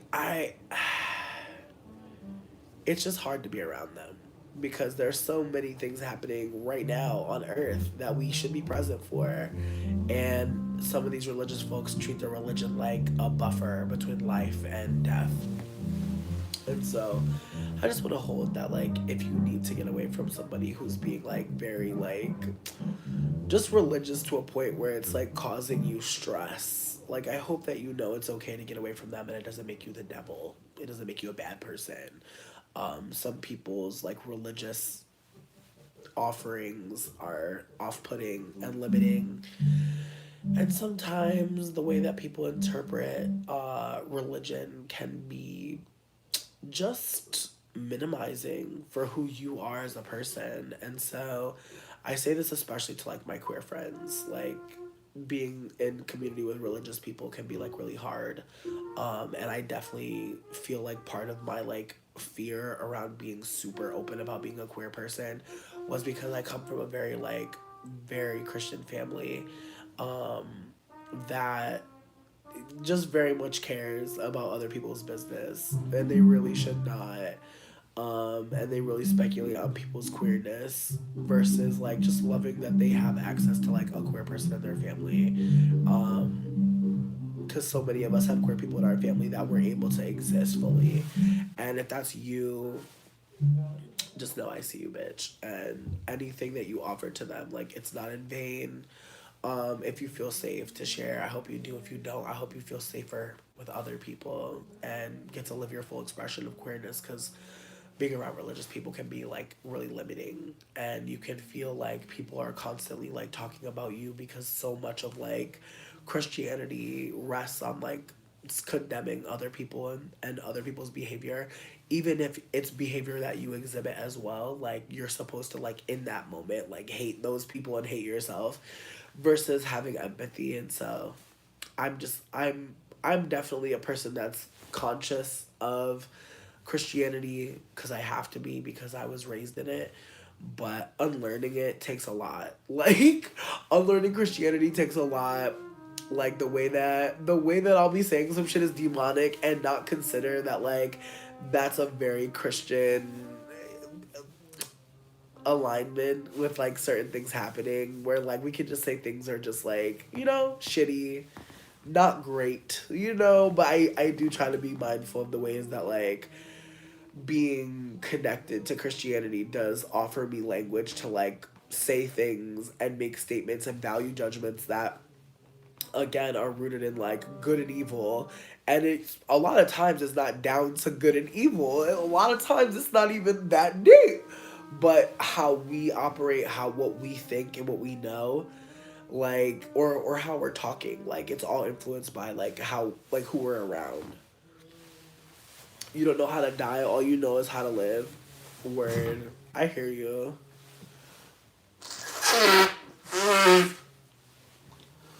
Oh my god, I hate when you have like the nose blow where your eye waters. That shit stresses me out. I'm like, why are all of our holes connected? Who made us? What the fuck? Like, what's happening? Sorry.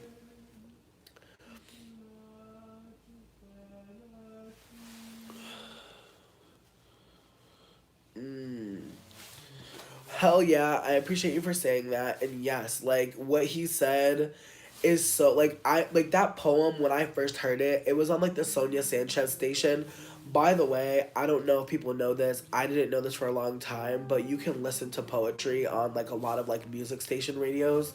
Cuz a lot of your favorite poets, maybe not all of them, have audio recordings of their poetry. And so if you ever want to just like listen to a lot of like amazing black works of like art, um poems, sonnets, exposés on like current state of anti-blackness in certain decades, start with like the Sonia Sanchez radio. I personally feel like I've never gone wrong with that one. But I feel like Amiri Baraka, you can create a station off of him as well. I don't disagree with that. Hell yeah. I think I don't know. I feel like the church like taught me how to be quiet. Like I feel like unfortunately for me, like I've just like noticed, you know, that the ways that the church operates as like a tool of like white supremacy to like make us be acceptable or palatable. And I think about how like, you know, when you're a kid who's neurodivergent and you have to sit in church, like I just remember like being punished, me and my brother, for not like having a certain type of decorum in church. And it's like we're children first. Secondly, like us not wanting to like sit still or be there has nothing to do with whether or not we respect what's happening here. But with that being said, like when people have like neurodivergent kids, like accommodations for us are like beatings, embarrassment in front of a lot of people. Like it's really unfortunate to talk about this, but I think that it's like necessary for us to talk about. But like there are places like I feel like church and school especially where the whole concept is to prepare you for the real world. But I don't know about you, but as an adult, I've never had to like really be in a setting where like someone is like, I don't know, like it's weird because it's like sure you could say like on the job, but even then it's like I don't care what job I have, like they're not operating like a teacher would, but like there's this concept that like, you know, going to school kind of prepares you.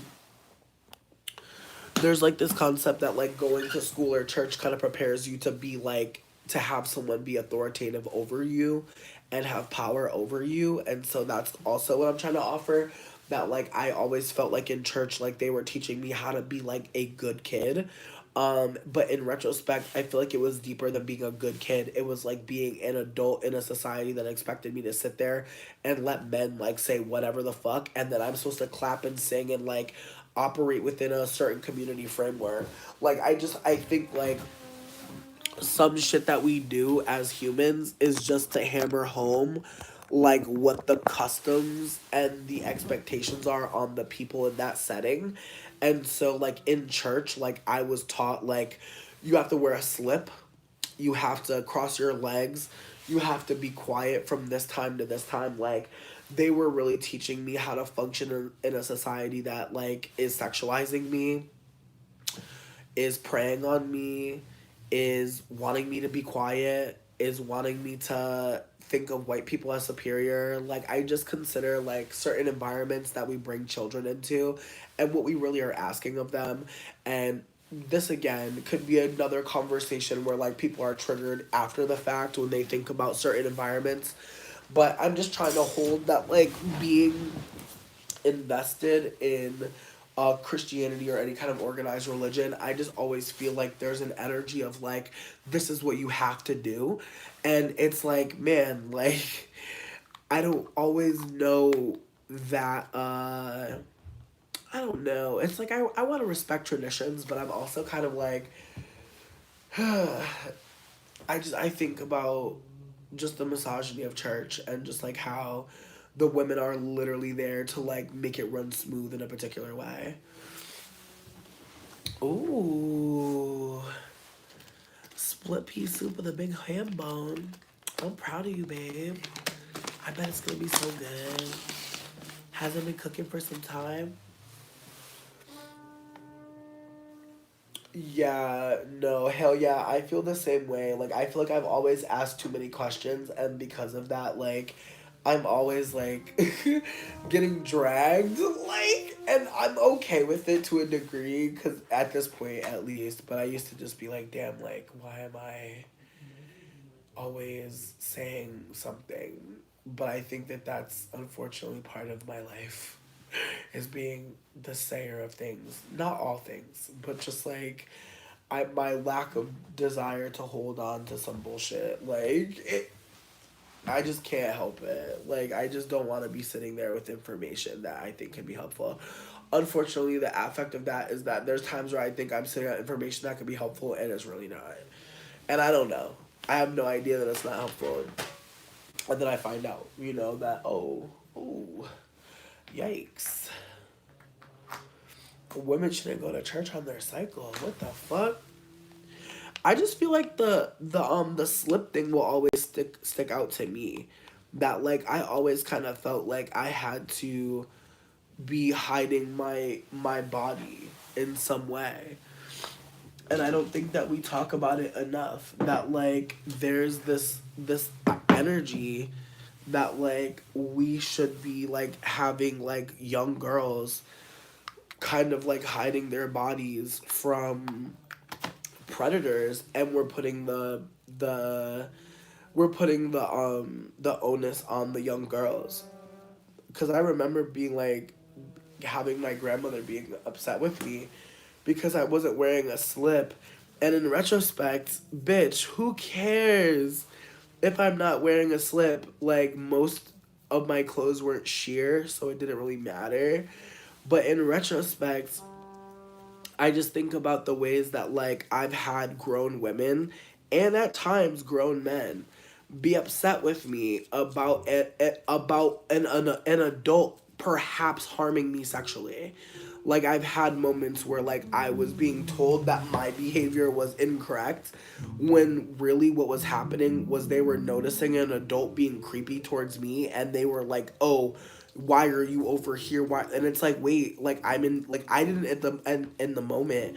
They're not saying like you're in danger, but like in retrospect, as an adult, I'm like, oh, that was a moment that someone was being inappropriate, but for some reason you were like mad at me. And so again, like I just think about the ways that like sometimes like when you're operating as a femme person, you're operating as a girl, you're operating as a cis woman, just the ways people will try to hold you accountable for like people harming you, or trying to look at you like, oh, you brought something onto yourself, when it's like, what are y'all seeing? Because I feel like even in retrospect, I'm like, damn, like what was really going on in this moment? But at the same time, it's like, honestly, who cares? Like, why were you making it a child's fault? Like, why were you calling out a child for like just being somewhere where you brought them? Like, I don't know who's all a predator. You do though, so like let's get on it. Like I just feel like that's the thing that's very weird to me.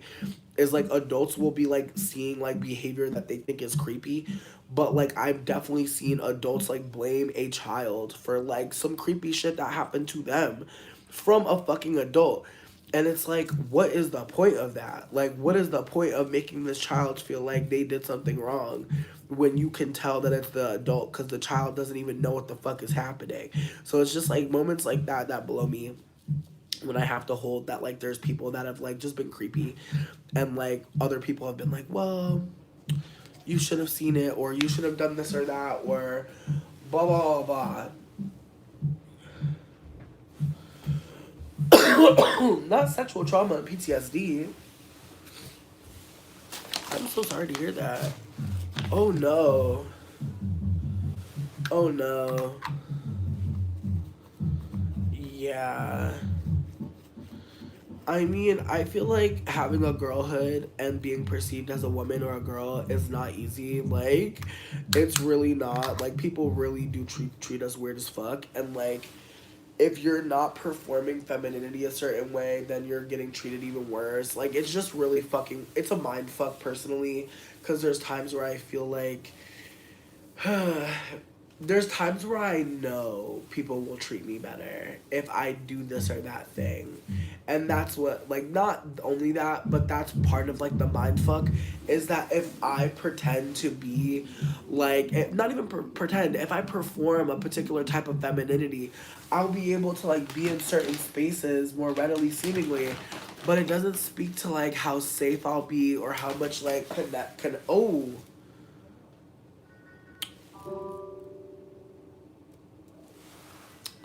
Between me and you, when Epstein's list was supposed to come out before and then it didn't, I kind of had the hugest side eye because it's like, what was the point of that? So honestly, no, you're totally fine. It coming out now has me just like, yeah, I'm gonna be so real with you. I hope like certain names aren't on it, but at the same time, I don't have a lot of faith because unfortunately white supremacy is really demonic and like I shouldn't say demonic, but it really is.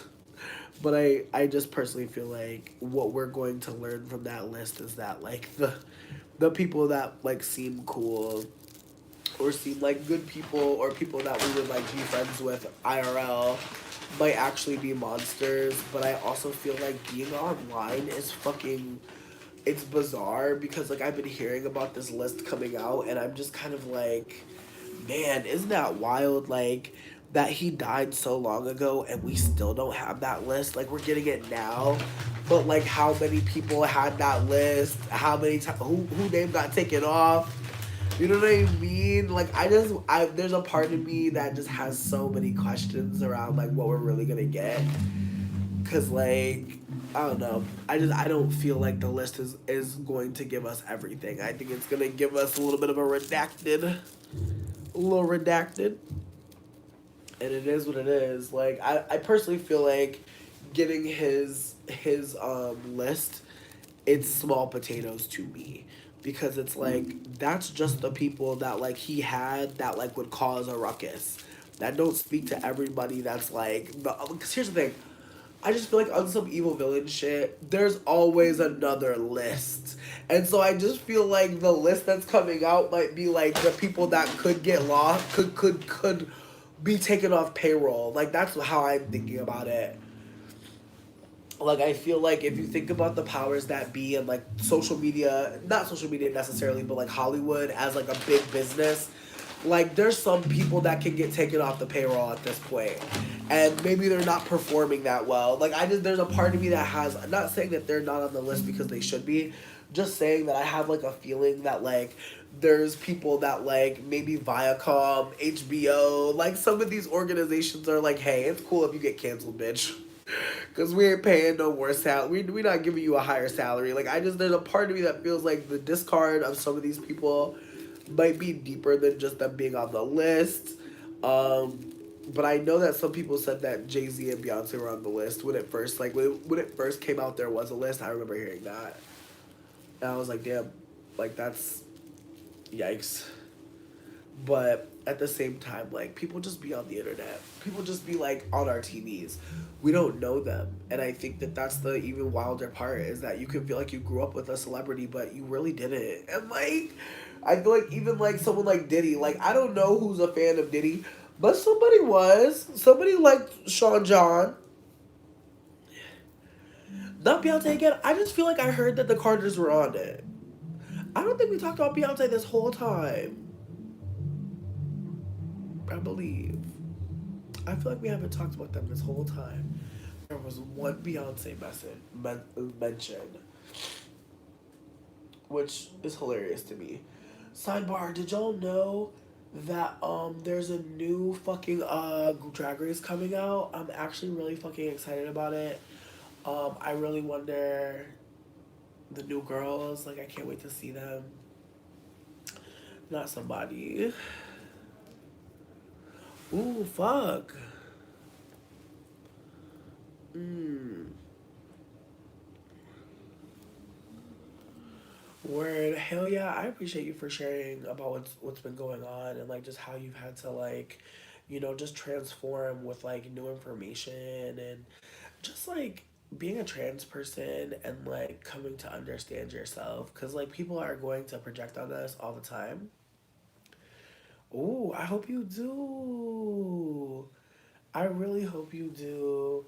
I have a friend who is wanting to help some trans women like beautify, like offering some tips to like be not just an ally but just also offer some makeup hacks and stuff like that. And like I'm really excited to like see where that goes for her because there are just like there are just so many people that talk about black folks being transphobic, and yet there are so many black folks that are like holding so much space for like transphobia being wrong, and then also just the reality that there are black trans people.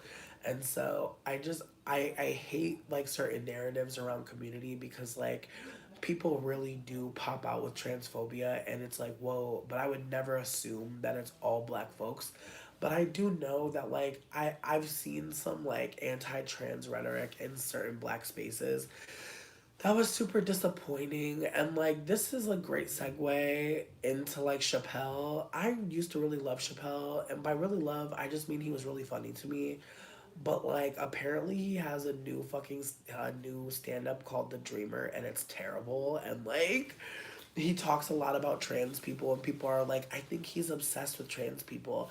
And I'm like, bitch, you just catching on. Like some of these straight people are so loud about their transphobia. I just want them to just rest. Like I really worry for certain folk, because again, it's like imagine like being marginalized and like just sitting up here and looking down on people and just spreading misinformation. And like I it worries me because I feel like there's this desire to like be transphobic as a brand that I don't think Dave is really thinking about completely, because the people that hate trans people also are anti-black. Like, and so I'm just like, babes, like I look at Blair White and I'm just like, sweetie, who do you want to be your fan? You know what I mean? And I feel like unfortunately, like when people of an oppressed group like show out and like act like this other oppressed group is so gross, that like it just makes me want to because it's like you are literally dancing in front of the oppressor. Like, look at these pieces of shit. And it's like, babe, like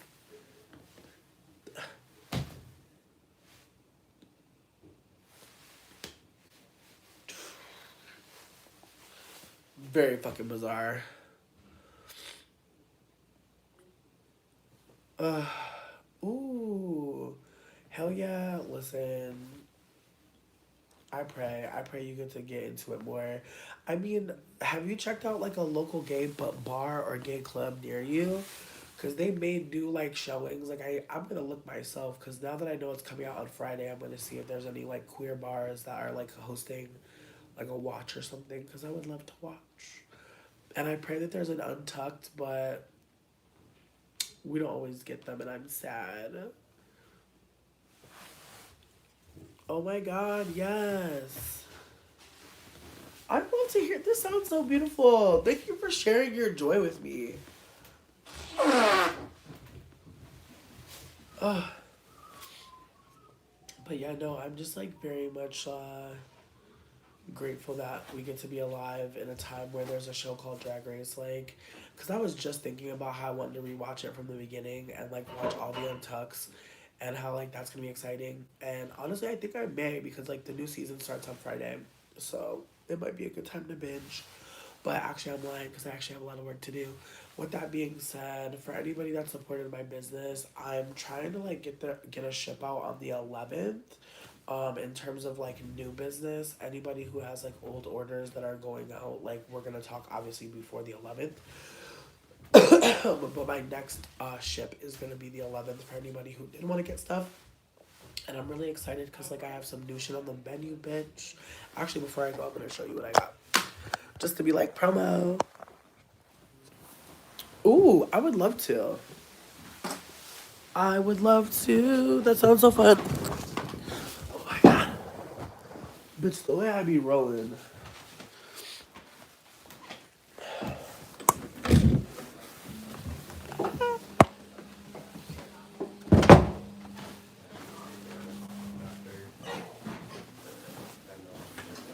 Okay.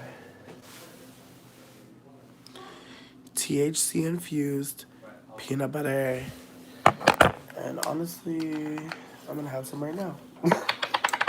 And it's not opened, just so you can see. I have never had any. I've never tried this before.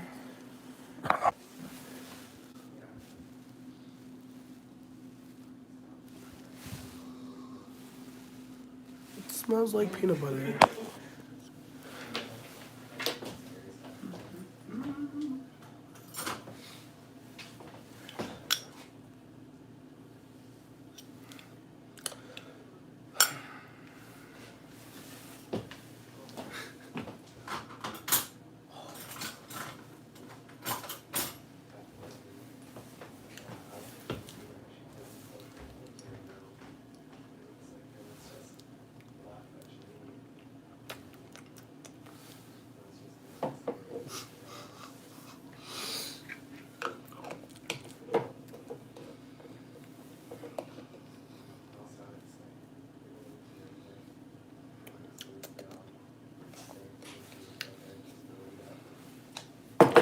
Personally, I feel like if you were gonna fuck with this, I wouldn't want to just eat it straight. I feel like I would want to mix it with like some fucking some fluff and make a fluffer nutter. It does have a little bit of an aftertaste that like you can kind of taste the weed, but it doesn't taste like weed. It kind of tastes like, you know how you ever just had like a peanut that tasted kind of old, like it had like an old peanut taste, like it was kind of twangy. Definitely not bad, but I would probably mix this with actual peanut butter, or I would make a peanut butter pie, honestly, and then make a peanut butter medicated pie with the shits. I don't think I would just eat it straight, but for the peanut butter lovers, y'all let me know how y'all feel when y'all get this. But I'm sending some of these to the people that love me, because honestly, bitch, hoes got motherfucking spoiled. Like, oop. And I poop. Alright, and we're turning it around. But yeah, no. Nah, my homie hooked me up with some, like a lot of these, so just trying to pay it forward and show some love. As far as migraines, I do have patches. You want to look up the company called Mary's Medicinal, or just Mary's. It's this topical brand, and so they have like little patches that are like sativa, indica, and you can just put them like anywhere on your body, but I would put them on like a vein. But then I also have RSL butter or oil, so you can mix that with like your favorite body butter. That way you can just like rub it on your face or something like that. You can also add it to lotion. Trying to think. I feel like that'd be the best way to go. Is something topical, because that way you don't have to like worry about like getting too high. Because I feel like that's what people usually are dealing with. But yeah, no, that peanut butter, I feel like it's kind of strong, to be honest, because, you know, maybe it's not hitting right now, but I don't know, man. Because I feel like peanut butter, like, it makes it go to your veins or some shit, or your bloodstream. Maybe I'm wrong. I don't know. I'm gonna have to Google it. But all of a sudden, I'm just like, whew.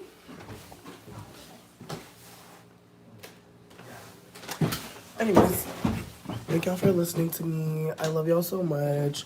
I appreciate y'all for fucking with me. Yes, I'm going to smoke again. No, I will not have y'all here in the cold with me. I feel bad. Only one of us will brave the codes. But yeah, I will check in again about watching RuPaul's Drag Race together. And as I said, my plan is to get these menus up before midnight. So I appreciate y'all for fucking with me and being cool. Cause shit is weird in the world. Anyways, love you guys. Good night. Goodbye. Ooh, see, you're right. You're right. They do. Yeah, I feel like it hit me. I could be tripping though. I could really be tripping, but like I just feel like all of a sudden I'm like, woo. But I also might be dehydrated. You feel me? It could really be a lot of things. But with that being said, I hope y'all have a sweet night. I hope everyone's having a good new year. And if not, bitch, it literally just started, swear. Oh my god, Kenneth, how was your day though? Before I go though, tell me how your day was. Cause I wanna know. I feel like it's been a minute. We've been rocking for a minute. I don't wanna zip on you. You haven't been high in a minute. I'm sorry to hear that. Has it been a personal choice?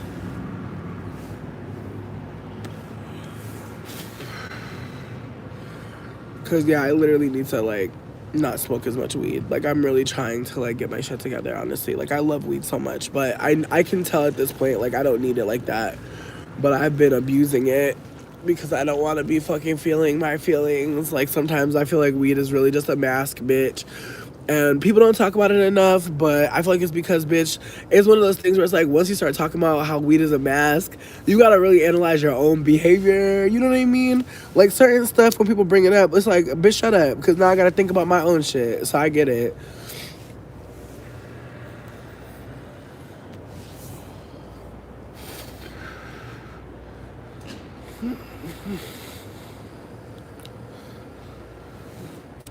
Oh my god, what's happening in your Sims right now? I'm so jealous. I wish I could play Sims every day. I think about Sims literally every day, bitch. I'm going through it.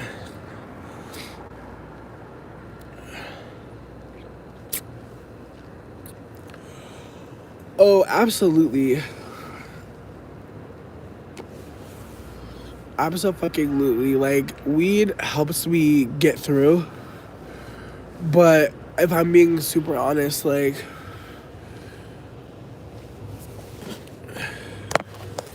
I want to do more than just get through. Like, that's like where I'm at. Like, I don't want to just be like maintenancing with weed all the time. And like, I'm not trying to like comfort anybody or like make anybody feel fucked up. Oh my god. But I feel like my consumption is just like it's like I can tell that I'm going through some shit because I'm not like it's not hitting me. I'm not getting high. Like I'm like just maintaining.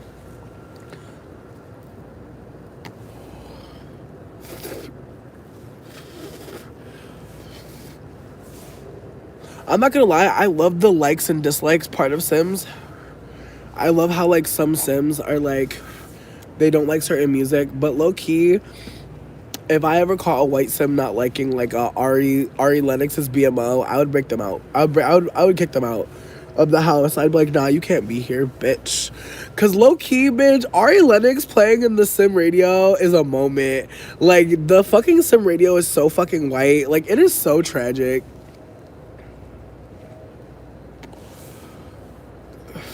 Like I'll never forget my Sim just like twerking to BMO and being like, thank fuck.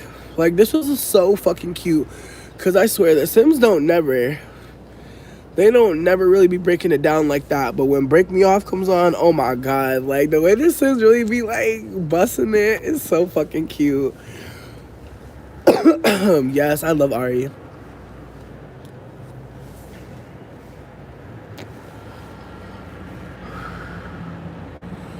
Wow. My god. I hope Ari's having a good day. Not Ariana Grande. She can choke. I'm kidding. I don't care about her, but her in that situation with that married man is so chaotic. It's like, girl, Aquarius is wild, bitch. I love Aquarius people. They are just, you never know what they're gonna do, bitch. You never know. The way Aqua will just switch up and just go a different direction. You be like, bitch, where did this come from? Like, when did you think about doing that? Yeah, no, we're not standing Ari. Ari Grande is bugging. And I'm not even on some like, oh, she stole this woman's husband. I don't give a fuck about that, really. I just feel like, baby, you're so messy. You're so messy.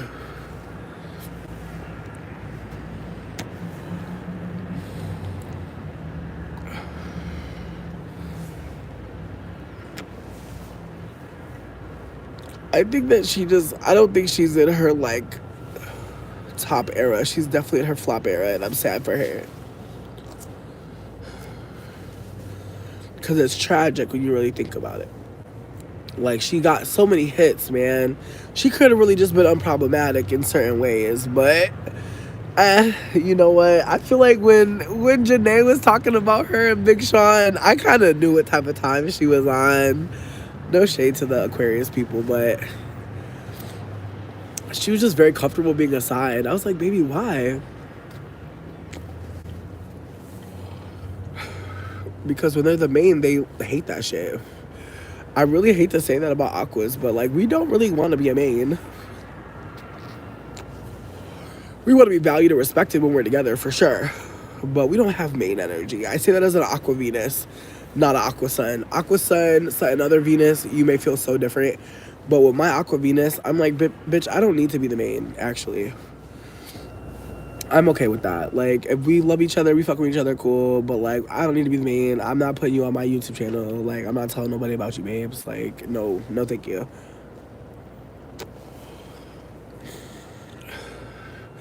Like, I wonder what Meg Thee Stallion's Venus is, because I feel like the fact that we didn't know about Tory until he did some weird shit, I feel like that just screams Aquarius Venus. It just screams, like, you are not my main, and you're mad.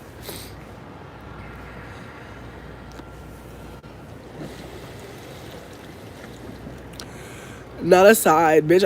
I just feel like at the end of the day, we know our role. Like, I don't ever want to be a main to anybody again, bitch. Fuck that.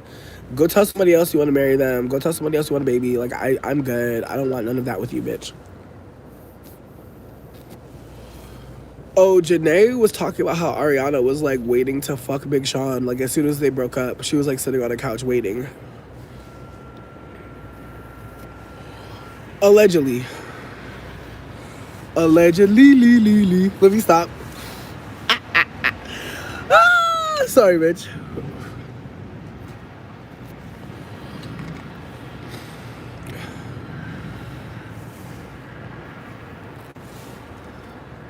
I'm crying at Janae being your Pisces sister.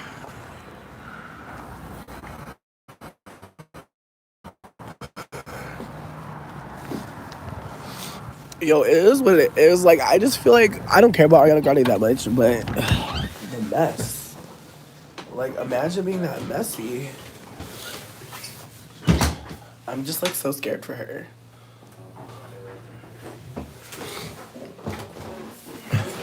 I mean, here's my thing. The fact that Janae got a whole baby with Big Sean is crazy to me. I'm so sorry. Like, maybe I'm shady for this, but that blows my mind. But sometimes people just be wanting to have a baby. You know, I'm trying to hold that too. Sometimes people just want a baby. And so that's what I'm thinking. Like, I think she just wanted a baby, and she wanted a baby with Big Sean. Who knows why, bitch? I don't care. But I just feel like once she said that shit about Ariana, I was like, why would you have a baby for him? That's wild. But I just feel like the way that they were rocking, people really love 2088. I see people all the time mad that they broke up, and it's just funny to me because it's like, I think they just had a good fuck and smoke sesh. That's how I felt.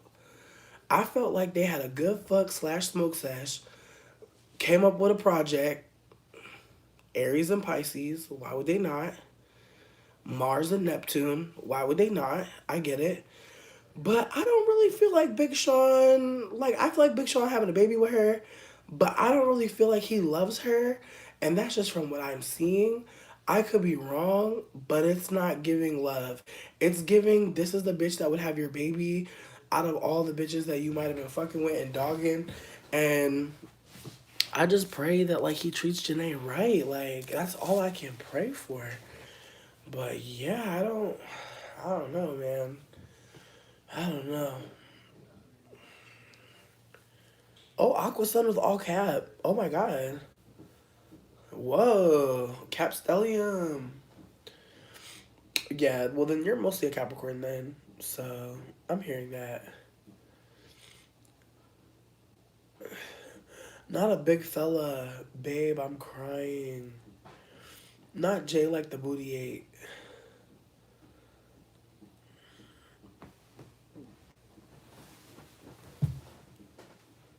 I'm so sorry.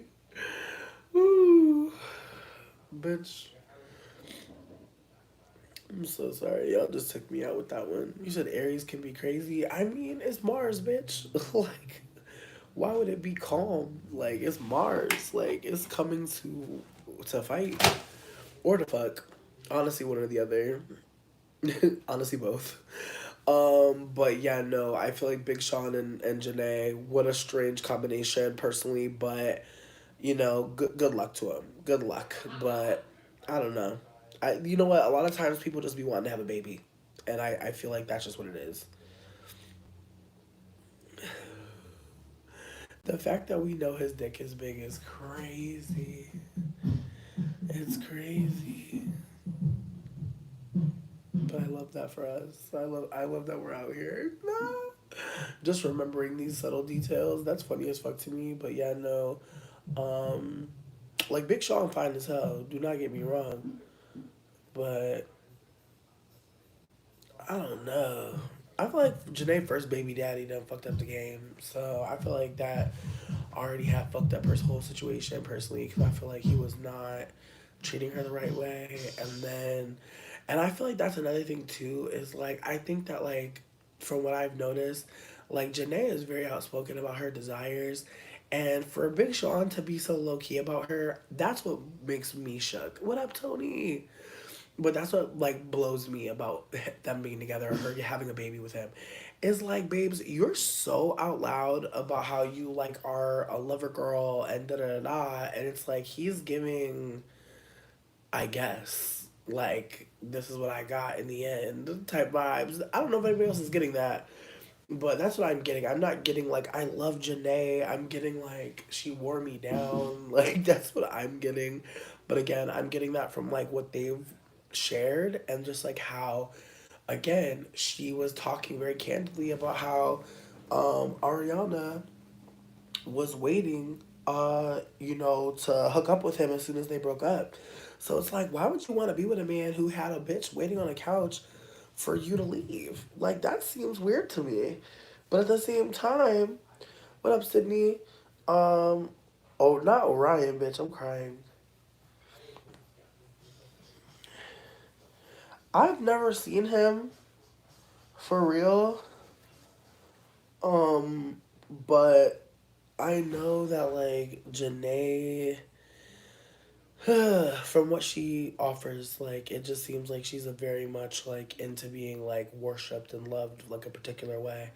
And I just see Big Sean, in my honest opinion, just being, like, just playing, like, with her. And, like, I could be so wrong, but I would not be surprised if she popped out in a few years and was like, just like she did with her last baby father. Like, I feel like the thing about Pisces is they'll keep it cute for a time, but at some point they are going to tornado.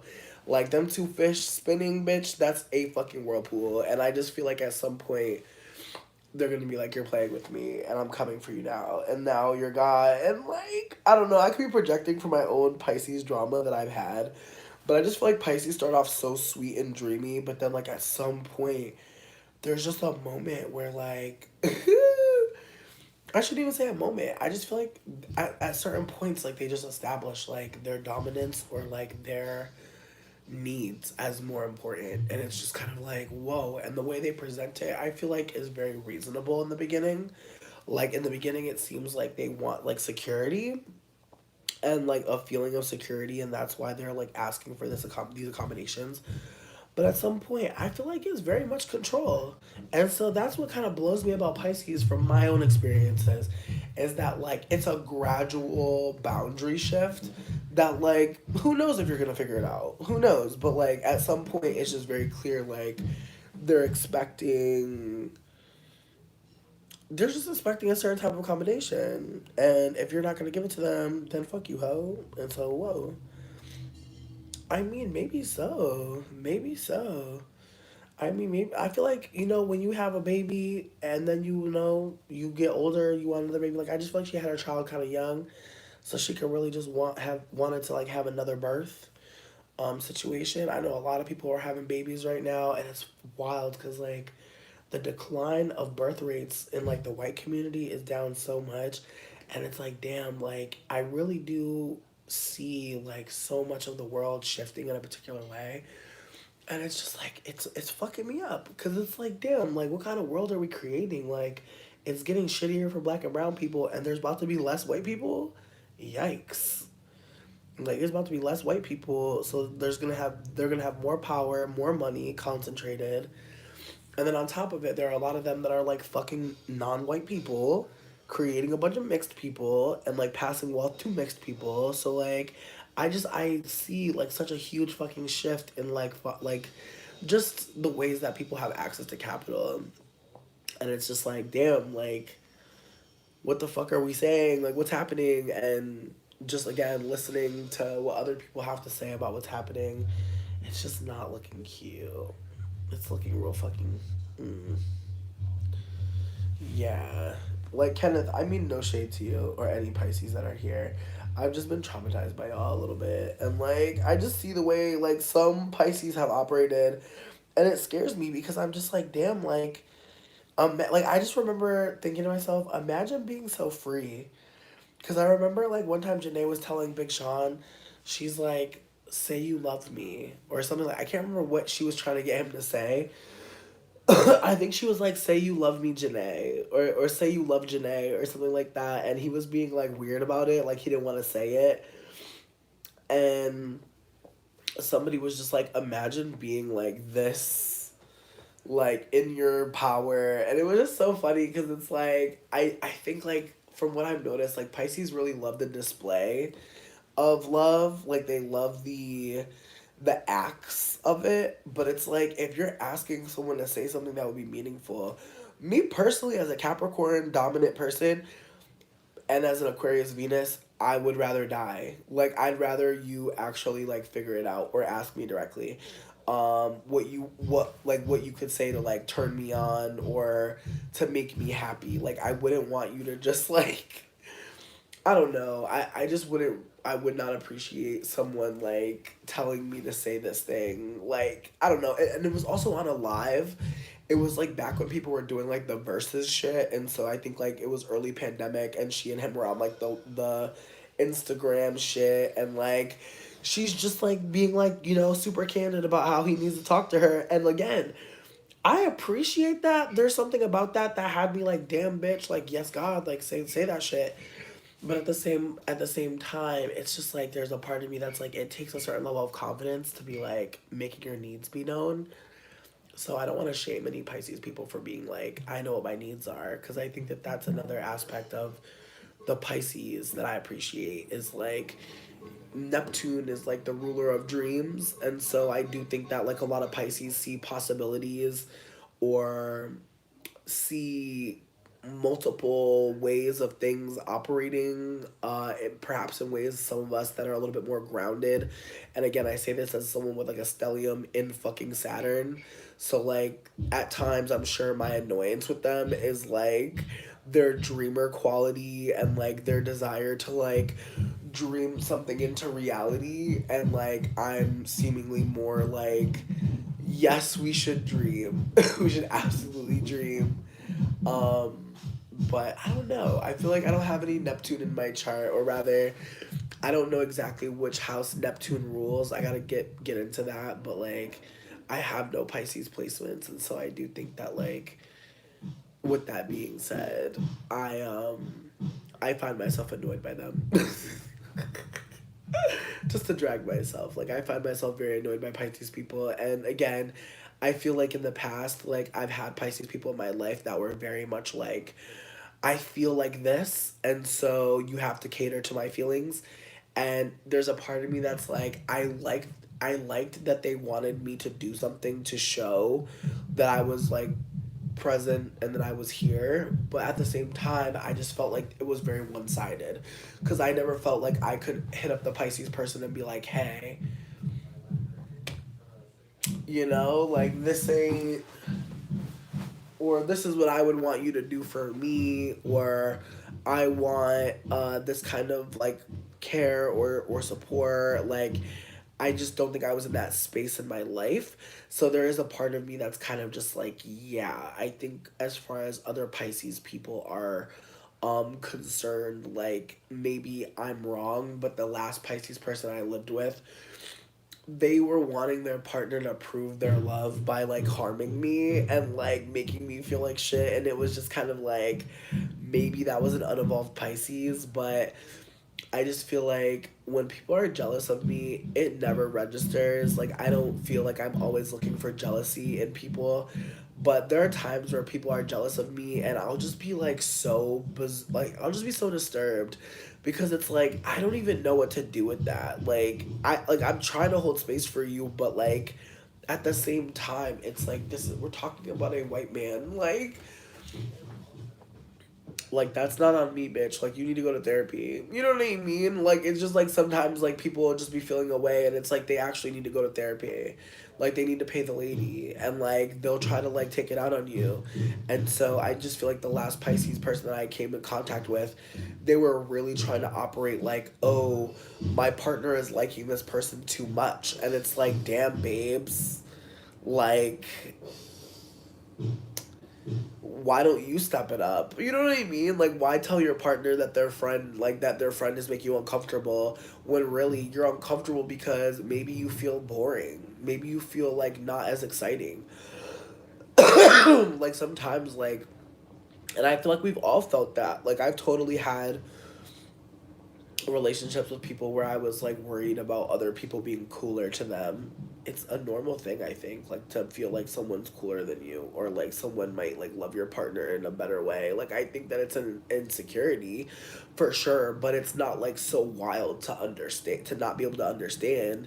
However, I think like when you're living with someone and their partner is jealous of you and making it unsafe for you, like that's just another type of like harm that I feel like, again, like when Pisces people are like not fucking with you anymore, I just feel like there's definitely a desire to be like, oh, fuck this person in a particular way. And I feel like as a Pisces, as a Capricorn stellium, I feel the same. Like I feel like if I don't fuck with someone, I really will be like telling my people like I don't fuck with this person, because as far as I'm concerned, like you're cut off, bitch. You're cut off from me. And so I do understand Pisces people in that respect, that like if we're not cool, I'm not about to like pretend like we're cool to everybody else.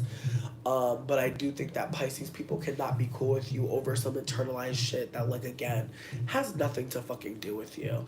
But I do think if they're not like thinking very deeply about themselves, what they've experienced, they could totally look at you and be like, feeling away. But I feel like healed Pisces people, from what I'm noticing from some of the Pisces people I've been around that had some healed energy, it seemed they were very much like open to negotiation. And even though they led with emotion, they weren't like leading with emotion to the point where like it felt overwhelming. Like it felt very loving and like very, present. But I do think that like Pisces people in general, from what I've experienced, like they're just very like themselves and in tune with their feelings, like to a degree that I think people might think of in Leos. Like I think Leos are super vocal about their emotions or about how they feel in a way that feels very Piscean to me as well. I could be wrong, but it just feels like an emotion, like when they're feeling emotional or when they feel any emotion really, but especially joy and sadness, anger and like pain, those things I think are so big in their life. Like I don't see them going smaller. Also, sidebar, one other channel that I want to share before I dip out of here, Fab Socialism. Their content has been really amazing to watch. I feel like I'm trying to share people with you that have nuance in how they talk about anti-blackness and like capitalism and imperialism. And so I just wanted to put that person out there. It's FAB Socialism. I think they said that like when they were trying to pick out the name for their channel, they were just like whatever. But they talk a lot about like attempting to be a socialist and critiquing things from a socialist framework. And so I really appreciate their content. They actually just went live recently, so there's a way to catch them in real time. And I feel like they go live pretty frequently. Maybe not every day, but definitely weekly. And I'm trying to think. Ooh, Bourbon Bougie. I like their content, but they do have a book called Ashy Men Will Make You Fat. And I just feel like obviously the book title is fucking fatphobic. You know what I mean? Like obviously like ashy men making you fat is like not what we want to be saying. However, I do appreciate her content because she does talk about things that I think like the content she creates, I see a lot of white women create this content. And so, in my honest opinion, I love seeing a non-white person make content about men. Because again, white women can only talk about white men for the most part without like, letting us know some things. And so with that being said, like there's not a lot of betraying in my honest opinion in terms of like her uh like I don't think that she focuses on black cis men, even though she's a black woman. Like she does focus on like misogyny in general. I do think that she talks about misogyny more at times, but for the most part, she focuses on people like dating men that are horrible, masculinity that is toxic. Just lots of layers to her content that I appreciate.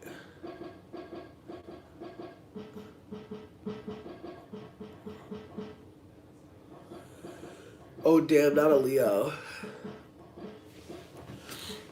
Yeah, I feel like I've had Leos be jealous of me before, and like it's awkward because again, like I feel like I've talked to Leo people and like it's been chill, it's been cool, but jealousy is a human emotion. I'm not trying to like drag people from being fucking jealous. Like we've all been upset at something that someone got seemingly very easily, and so I'm trying to hold space for it, but I just feel like when someone's like jealousy causes you to like be homeless, like it's just a little harder to hold. It's like sure we all get jealous, but I've never been so jealous that I made someone homeless. Like I just feel like that's what all I'm trying to offer is like it's like I be holding space to a point, but some people's jealousy is actually really dangerous. Like I feel like and I don't want to go too deep into it, but like this was also a white person and I just feel like white people being jealous of you as a non-white person is very fucking awkward because like I'm not trying to downplay myself, but I'm also not trying to act as if like it's reasonable to be jealous to the degree that they are jealous, like to the point where you're like causing conflict with other people because you want to like make your jealousy the loudest thing in the room. Like,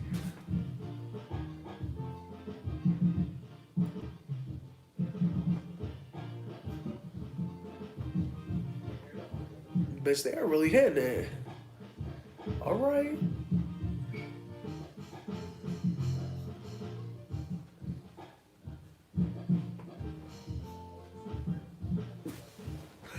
I'm sorry, bitch, but the whole night, like, if you've been here for a while, like, it's been sounding like all eclectic and shit.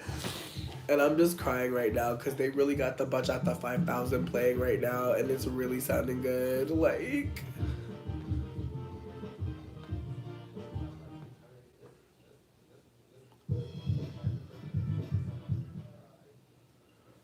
sad. Anyways,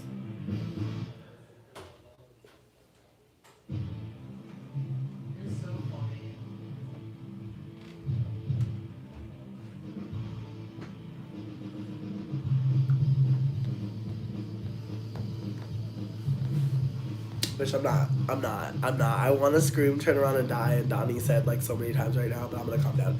Anyways, thank y'all for being here. I love you. Thank you for being here during jam hour. Um, I'm gonna make a poll at some point and ask if people want to like ever like be a part of a jam session because like that might be really fun. I also have another phone, so if somebody wanted to like do some vocals or play some music or something in the jam session, that might be fucking hilarious. Cause I just want to scream, honestly. Like I'm trying to get on my Fifi Dobson. You feel me? Take me away. Take me far away from here. I will run with you. Don't be afraid. Bitch! The way I'm about to listen to that fucking whole album right now. Damn, where's Fifi at? I feel like somebody said that in a song. I can't remember who, but somebody was like, "Where's Fifi Dobson?" I was like, "Ask the questions, bitch." Oh, that's an icon. Exactly, exactly. I miss her.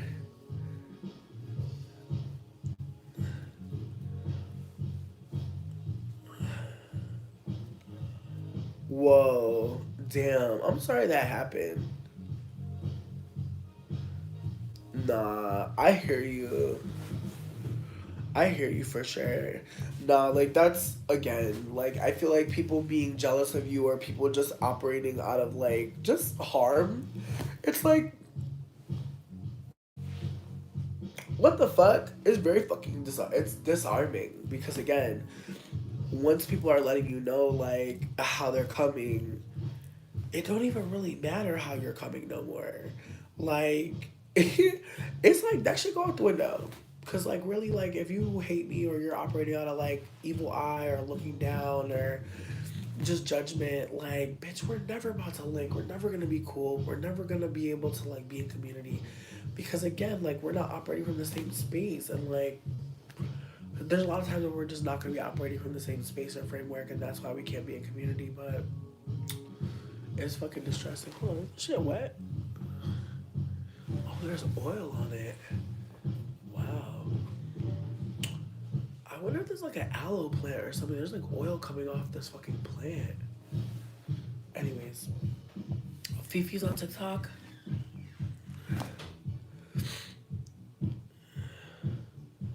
Hell yeah, I'm sorry to hear that. I'm genuinely sorry to hear that for sure. And I can understand how like me talking about Aaron could be kind of triggering too, honestly. Like yeah, no. And like that's the other thing too. It's like it's like who how do we know how we're impacting each other, you know? Unless we communicate. I think she's Canadian. She is amazing. The song Everything, the song Bye Bye Boyfriend Bitch. Oh my god. The way I'm about to be so annoying listening to that song tonight. But yeah, no, like I said, I need to go do some work. I'm really grateful that I have the kind of community that understands that my ass is like on flower time and just trying to bloom into shit. Yes. Oh my god, the end was so good. Did you ever go to the end.com, bitch, and play the games? Because that was my shit. Like Avatar Prom, bitch. Oh my god. I don't know if anyone remembers Avatar Prom, but I tried to play it like not that long ago and it was gone, bitch. Shit distresses me. It was kind of like Sims. They were trying to do some Sims type shit. Avatar Prom was so cute, bitch. Oh my god. I'm so glad that we have that memory together. I want a game. Yes, the forums. Distress mode. Okay, sidebar. This is like really random, but I was telling someone that I feel like Lipstick Alley is Black Reddit, and like I don't know if other people agree with me, but before I go, I just want to say that I do be on Reddit from time to time, but a lot of times, like, there's such great discussions happening on Lipstick Alley, and like, yes, I have a hate thread on there. Yes, there are people that don't like me on there. That's okay. I'm cool with it. Like, I feel like you can't be anything other than that, right? But with that being said, I feel like outside of that, like, there are so many cool, like, forums. I feel like one that I really like to be in is the UnPC forum, because I just feel like people just be super candid on there about anti-blackness in a particular way. And then there's like the skincare alley, a lot of women of color, but specifically black women talking about skincare. I definitely feel like Lipstick Alley just has like, it's just hilarious as fuck. Like honestly, like there's just so many moments on there. Like I recently was going through like just some of my comments in certain like fucking threads, and I was just fucking cackling because like some of this shit that folks be talking about is just too fucking funny. Like there was a thread about somebody boiling Fabuloso. Always brings me joy. There's a lot of good threads about like reality TV shows, but again, like personally, I feel like it really depends on like what you're looking for, because there are so many black people on there. Like there's a lot of information that you're not gonna get on Reddit. However, there are non-black people on there. Obviously, I'm telling you about it. And so there are, like I said, there are a lot of black folks on there talking candidly about certain things that are important, but there's also a lot of black folks just like having a good time on there. So I just want to put that out there that like that exists. There's also like I think not even I think there's a colorism alley. Like people talk about colorism candidly on there. Um, there's places there's like a dick report area to talk about people's dicks. Like it's a lot. It's very much a lot. But what I read was that it started because like a bunch of women were talking about fucking this football player, and they wanted a place to gossip about the players. Yo, the Burt Fabuloso. Yes, Katie.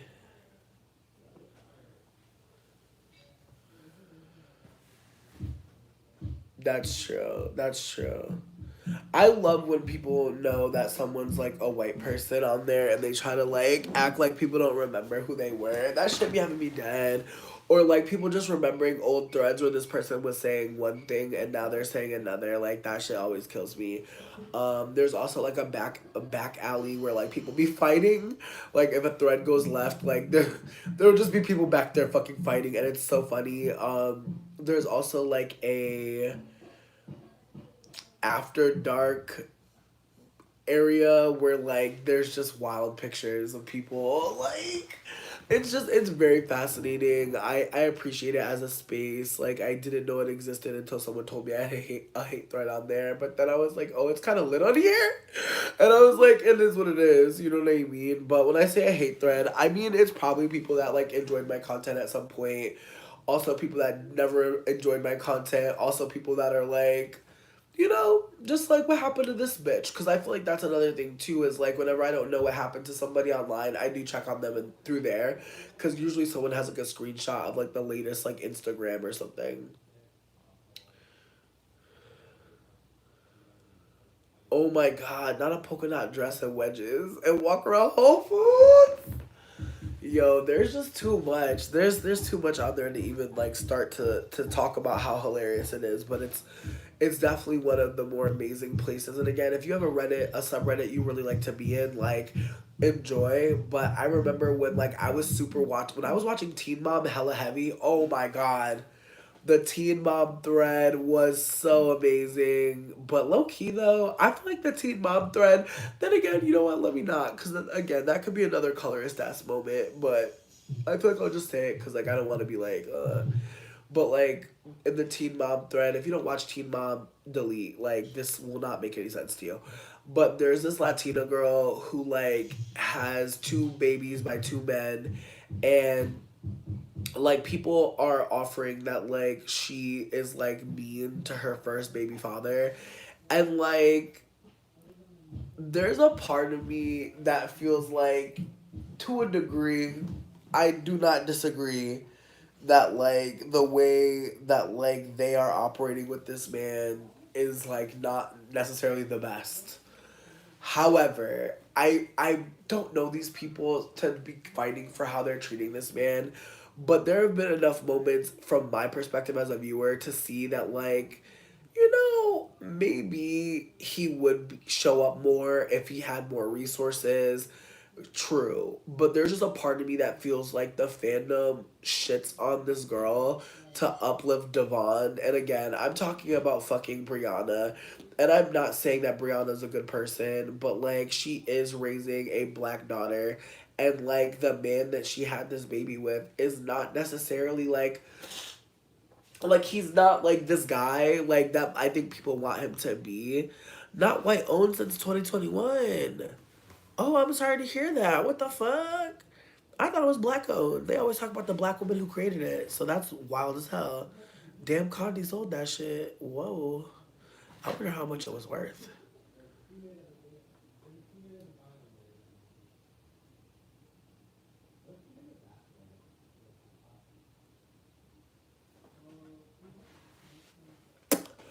Thank you for telling me. Because that's even more fucked up.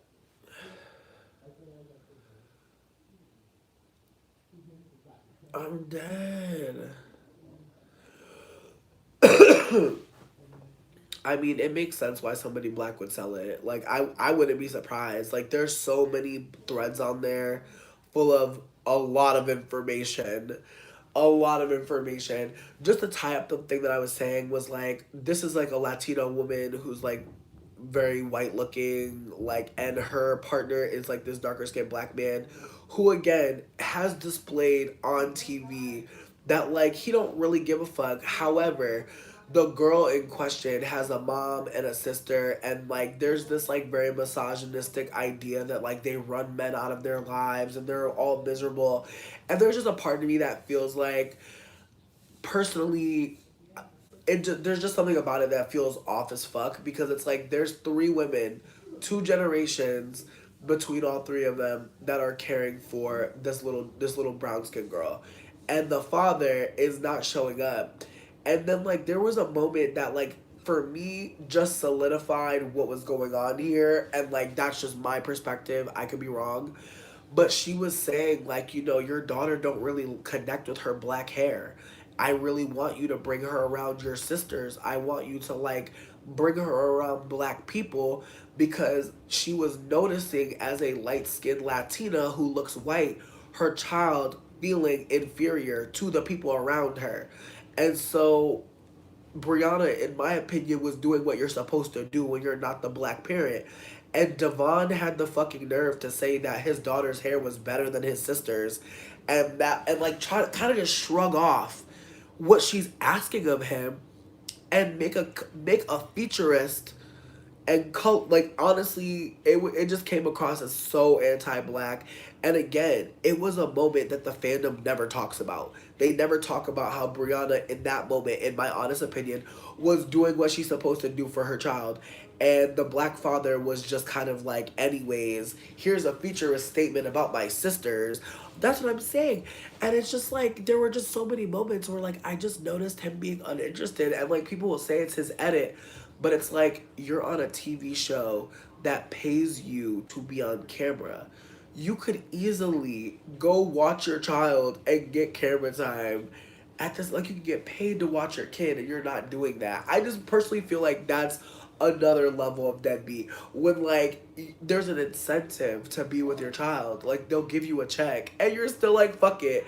And don't get me wrong, it does seem like he's coming around to filming more and being more hands-on seemingly, but I just remember a lot of people like going so hard to like hate Brianna and her sister and her mom.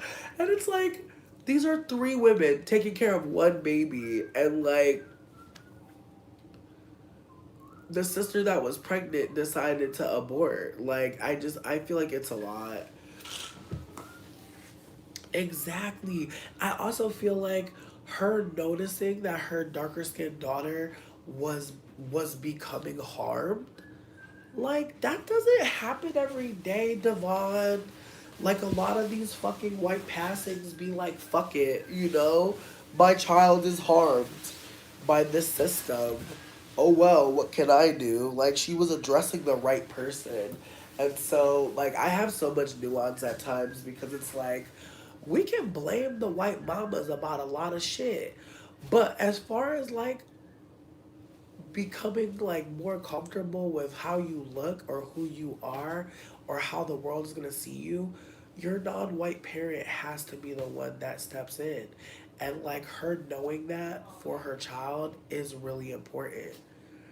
Green gloves. And that's the other part is like she did miss that moment too. She did miss that moment too.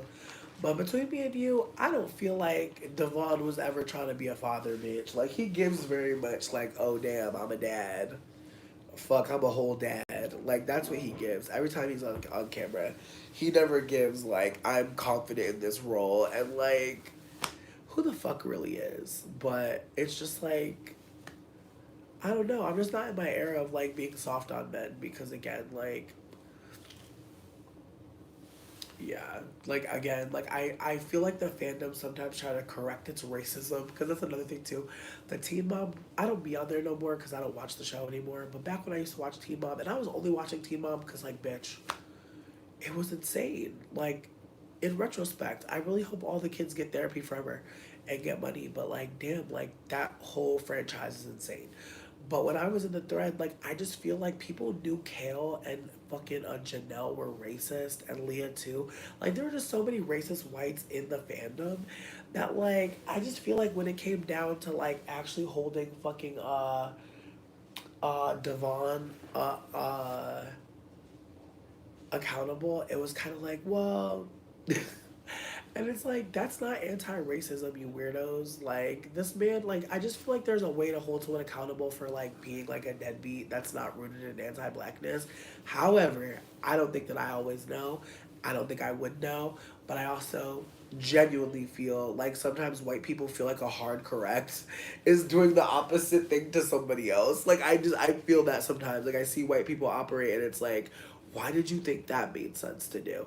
And so there's a part of me that feels like white people are like, well, you know, Kale's being racist. So, and again, this is just my thought process because they really will move on from Kale saying some racist shit or doing some racist shit. But also, the fandom got real racist when Kale had her last child. Like, they were like, what the fuck? Because, like, the baby is like a quadroon. And so they were all looking at the baby, making fun of the baby. And it was just like, damn, like y'all really. And then when she had the white baby the next time, it was even more wild because again, like bitch, I don't even want to go into Kaylin too much, but Kaylin had two babies and she named the lighter skinned one like Romello or some shit, and I was like, girl, it just reminds me that like when white people fuck non-black or yeah non-black people with black ancestry, they just be like just the ideas. Like I feel like they gave the brown baby a white name and they gave the white baby a brown name. And like granted, I know some people say, "What's a brown name?" You could hold me accountable for saying that. Maybe that's fucked up to say, but as somebody who was named Tatiana and their white brother was named Tyler, I feel like y'all know what I'm trying to say. Like some people will get a name that sounds biblical and very Caucasian, and some people won't. And so just getting off my soapbox here with the fucking Kaylin shit or whatever.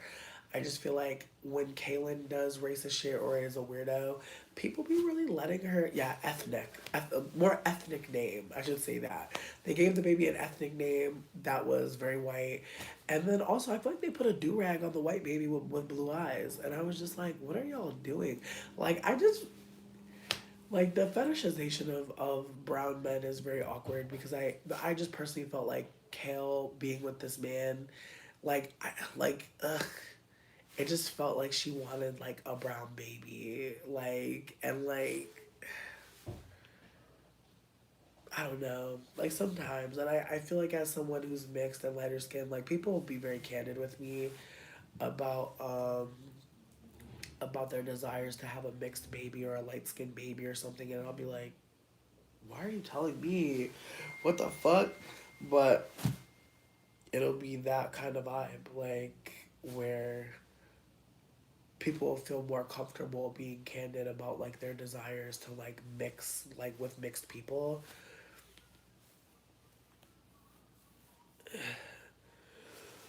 I mean, I feel like colored, like I don't feel like it's gonna work just because white people ruined that. Like white people already use colored in a bad way.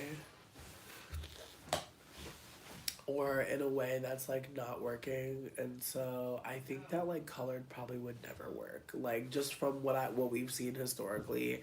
Like white people already tried colored, you feel me, and it ain't work out. So I think it might just be the best to just say non-black or like people who have mixed ancestry. But I hear you on like trying to come up with another term. I feel like I was just like not speaking correctly. I feel like I should have said ethnic sounding perhaps. But again, I just mean that like there are some names people associate with whiteness, and I think that again, it really depends on who you're asking. Like somebody would say Karen is a white name. There are non-white Karens. I think exotical works because I do think that we're speaking to like a certain type of person. Like we're speaking to someone who is not seen as like black, or not readily seen as black, like they're seen as like ambiguously racial.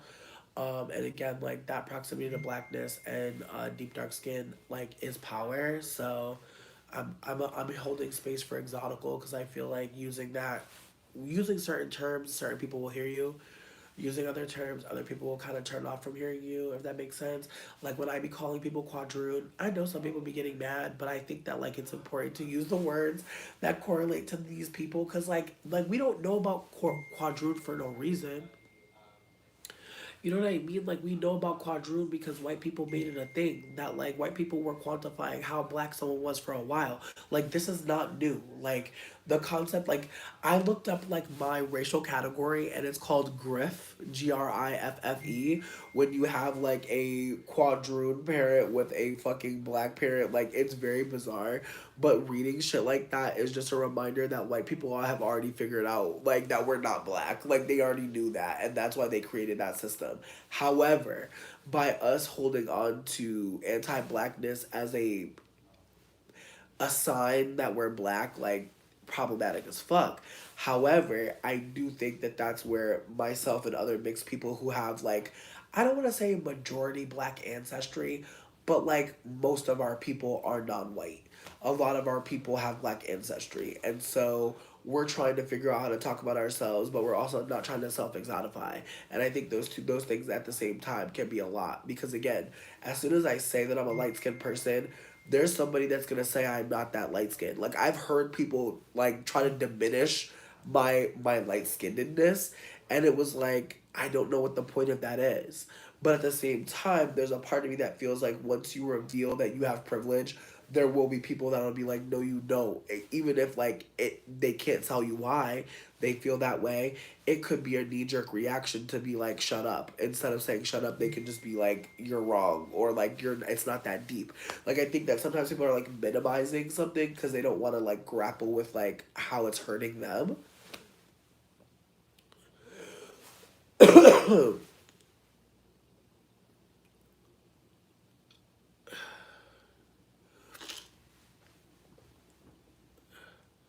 I hear you. I've definitely been called exotic. Also, like, this was really random, but when I was dating Sydney, her fucking grandfather kept calling me Miss Mexico, which was ridiculous. Like, but he would stay calling me Miss Mexico. And I just feel like, with that being said, like, I think that the ways people see me really depends because, like, they didn't really have a lot of exoticals in their family. So, like, saying that I was a part of the Latina dad was how they made sense of me. But, like, he was not calling me Miss Mexico because he saw me as a black person. And so I just want to hold that, like, sometimes when people see us, whatever the fuck they say is how they see us. And, like, that's just. Ooh, I actually read that Dusky is, like, racist, but I could be, like, way off. But I read that it's a way for, like, British people to talk about brown people. I could be wrong, though. But yeah, no, I think, like, we don't always know, like, the origin of words or even, like, why they were used. And so I think that could also be, like, a moment. But again, don't use me as a guide for anything, bitch. I'm still learning. I'm still trying to figure shit out. I'm still trying to like ask good questions and stay open. So if I say something, like please fact check it. Whoa, whoa, hell yeah, that is fucking alarming. Like that is very fucking racist. Like the xenophobia. Holy shit. Whoa. Yeah, the ways that people operate. It's very strange, and the ways that people think certain things and will tell you like the things people have said to me and like thought it made sense to say, and like in that moment you just have to be like, have a good day. Whole time you're like, oh, that was like actually really fucking bizarre.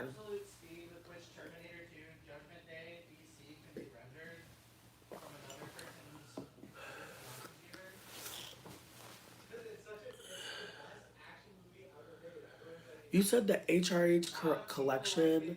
Are you talking about the subreddit that roasts Kate Middleton and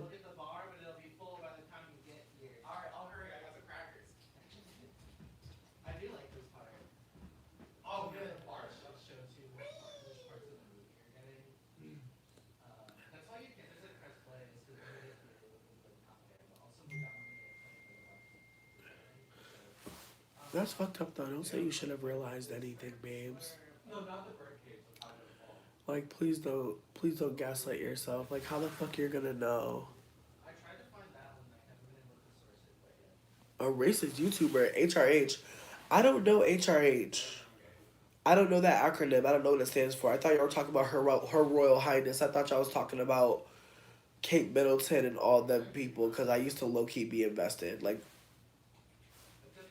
Pequito. I watched The Crown. It sucked me in. But at this point, I'm just over it because it's like, I do not care. Like, I do not care. Granted, it's a very interesting story, the royal family, but at the end of the day, I just don't care. No, I should react to her. I'm crying. Wow. Not a racist YouTuber. Well, I will look into it. I probably will not bring any attention to myself through her. That sucks, you know? But I am I am scared, you know, genuinely scared to see this. A jewelry maker. Disabled people shouldn't be at the mall. What an evil bitch. Oh my god. See, and now I'm scared because I'm like, I wonder if they're like one of those people that like likes to like do racist fucked up shit for views. Cause like there are some of those you guys, like they like literally just make content to like make people disgusted. And like what a weird what a weird thing to be doing. But like there are a lot of those online these days. Wow.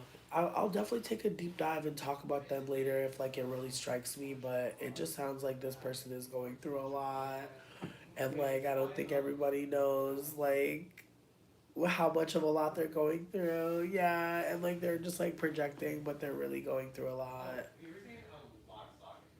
Word. Word. Yeah, cuz like from what y'all are saying, it just sounds like they're trying to be shocking. Yeah. Yeah, I feel like even Trisha Paytas' child, because I used to be like slightly sucked into Trisha Paytas, and the way that I got free from that bitch, ooh, ooh, the way I had to get out of that, because I was really like, what's going on here? What the hell? No, clearly, like you, like I just feel like some people's behavior, it's like, oh, you're hurting. I don't want to fuck with you, because you going through a lot. But sidebar, bitch, I'm about to see if anybody wants some pork fried rice, bitch, cause I saw that shit in the freezer. Yeah. Just know that I appreciate all the time we got to spend together today, you guys. Like, honestly, it's so wild. Like, yo, Trisha, man, it's definitely a problem. Definitely a problem.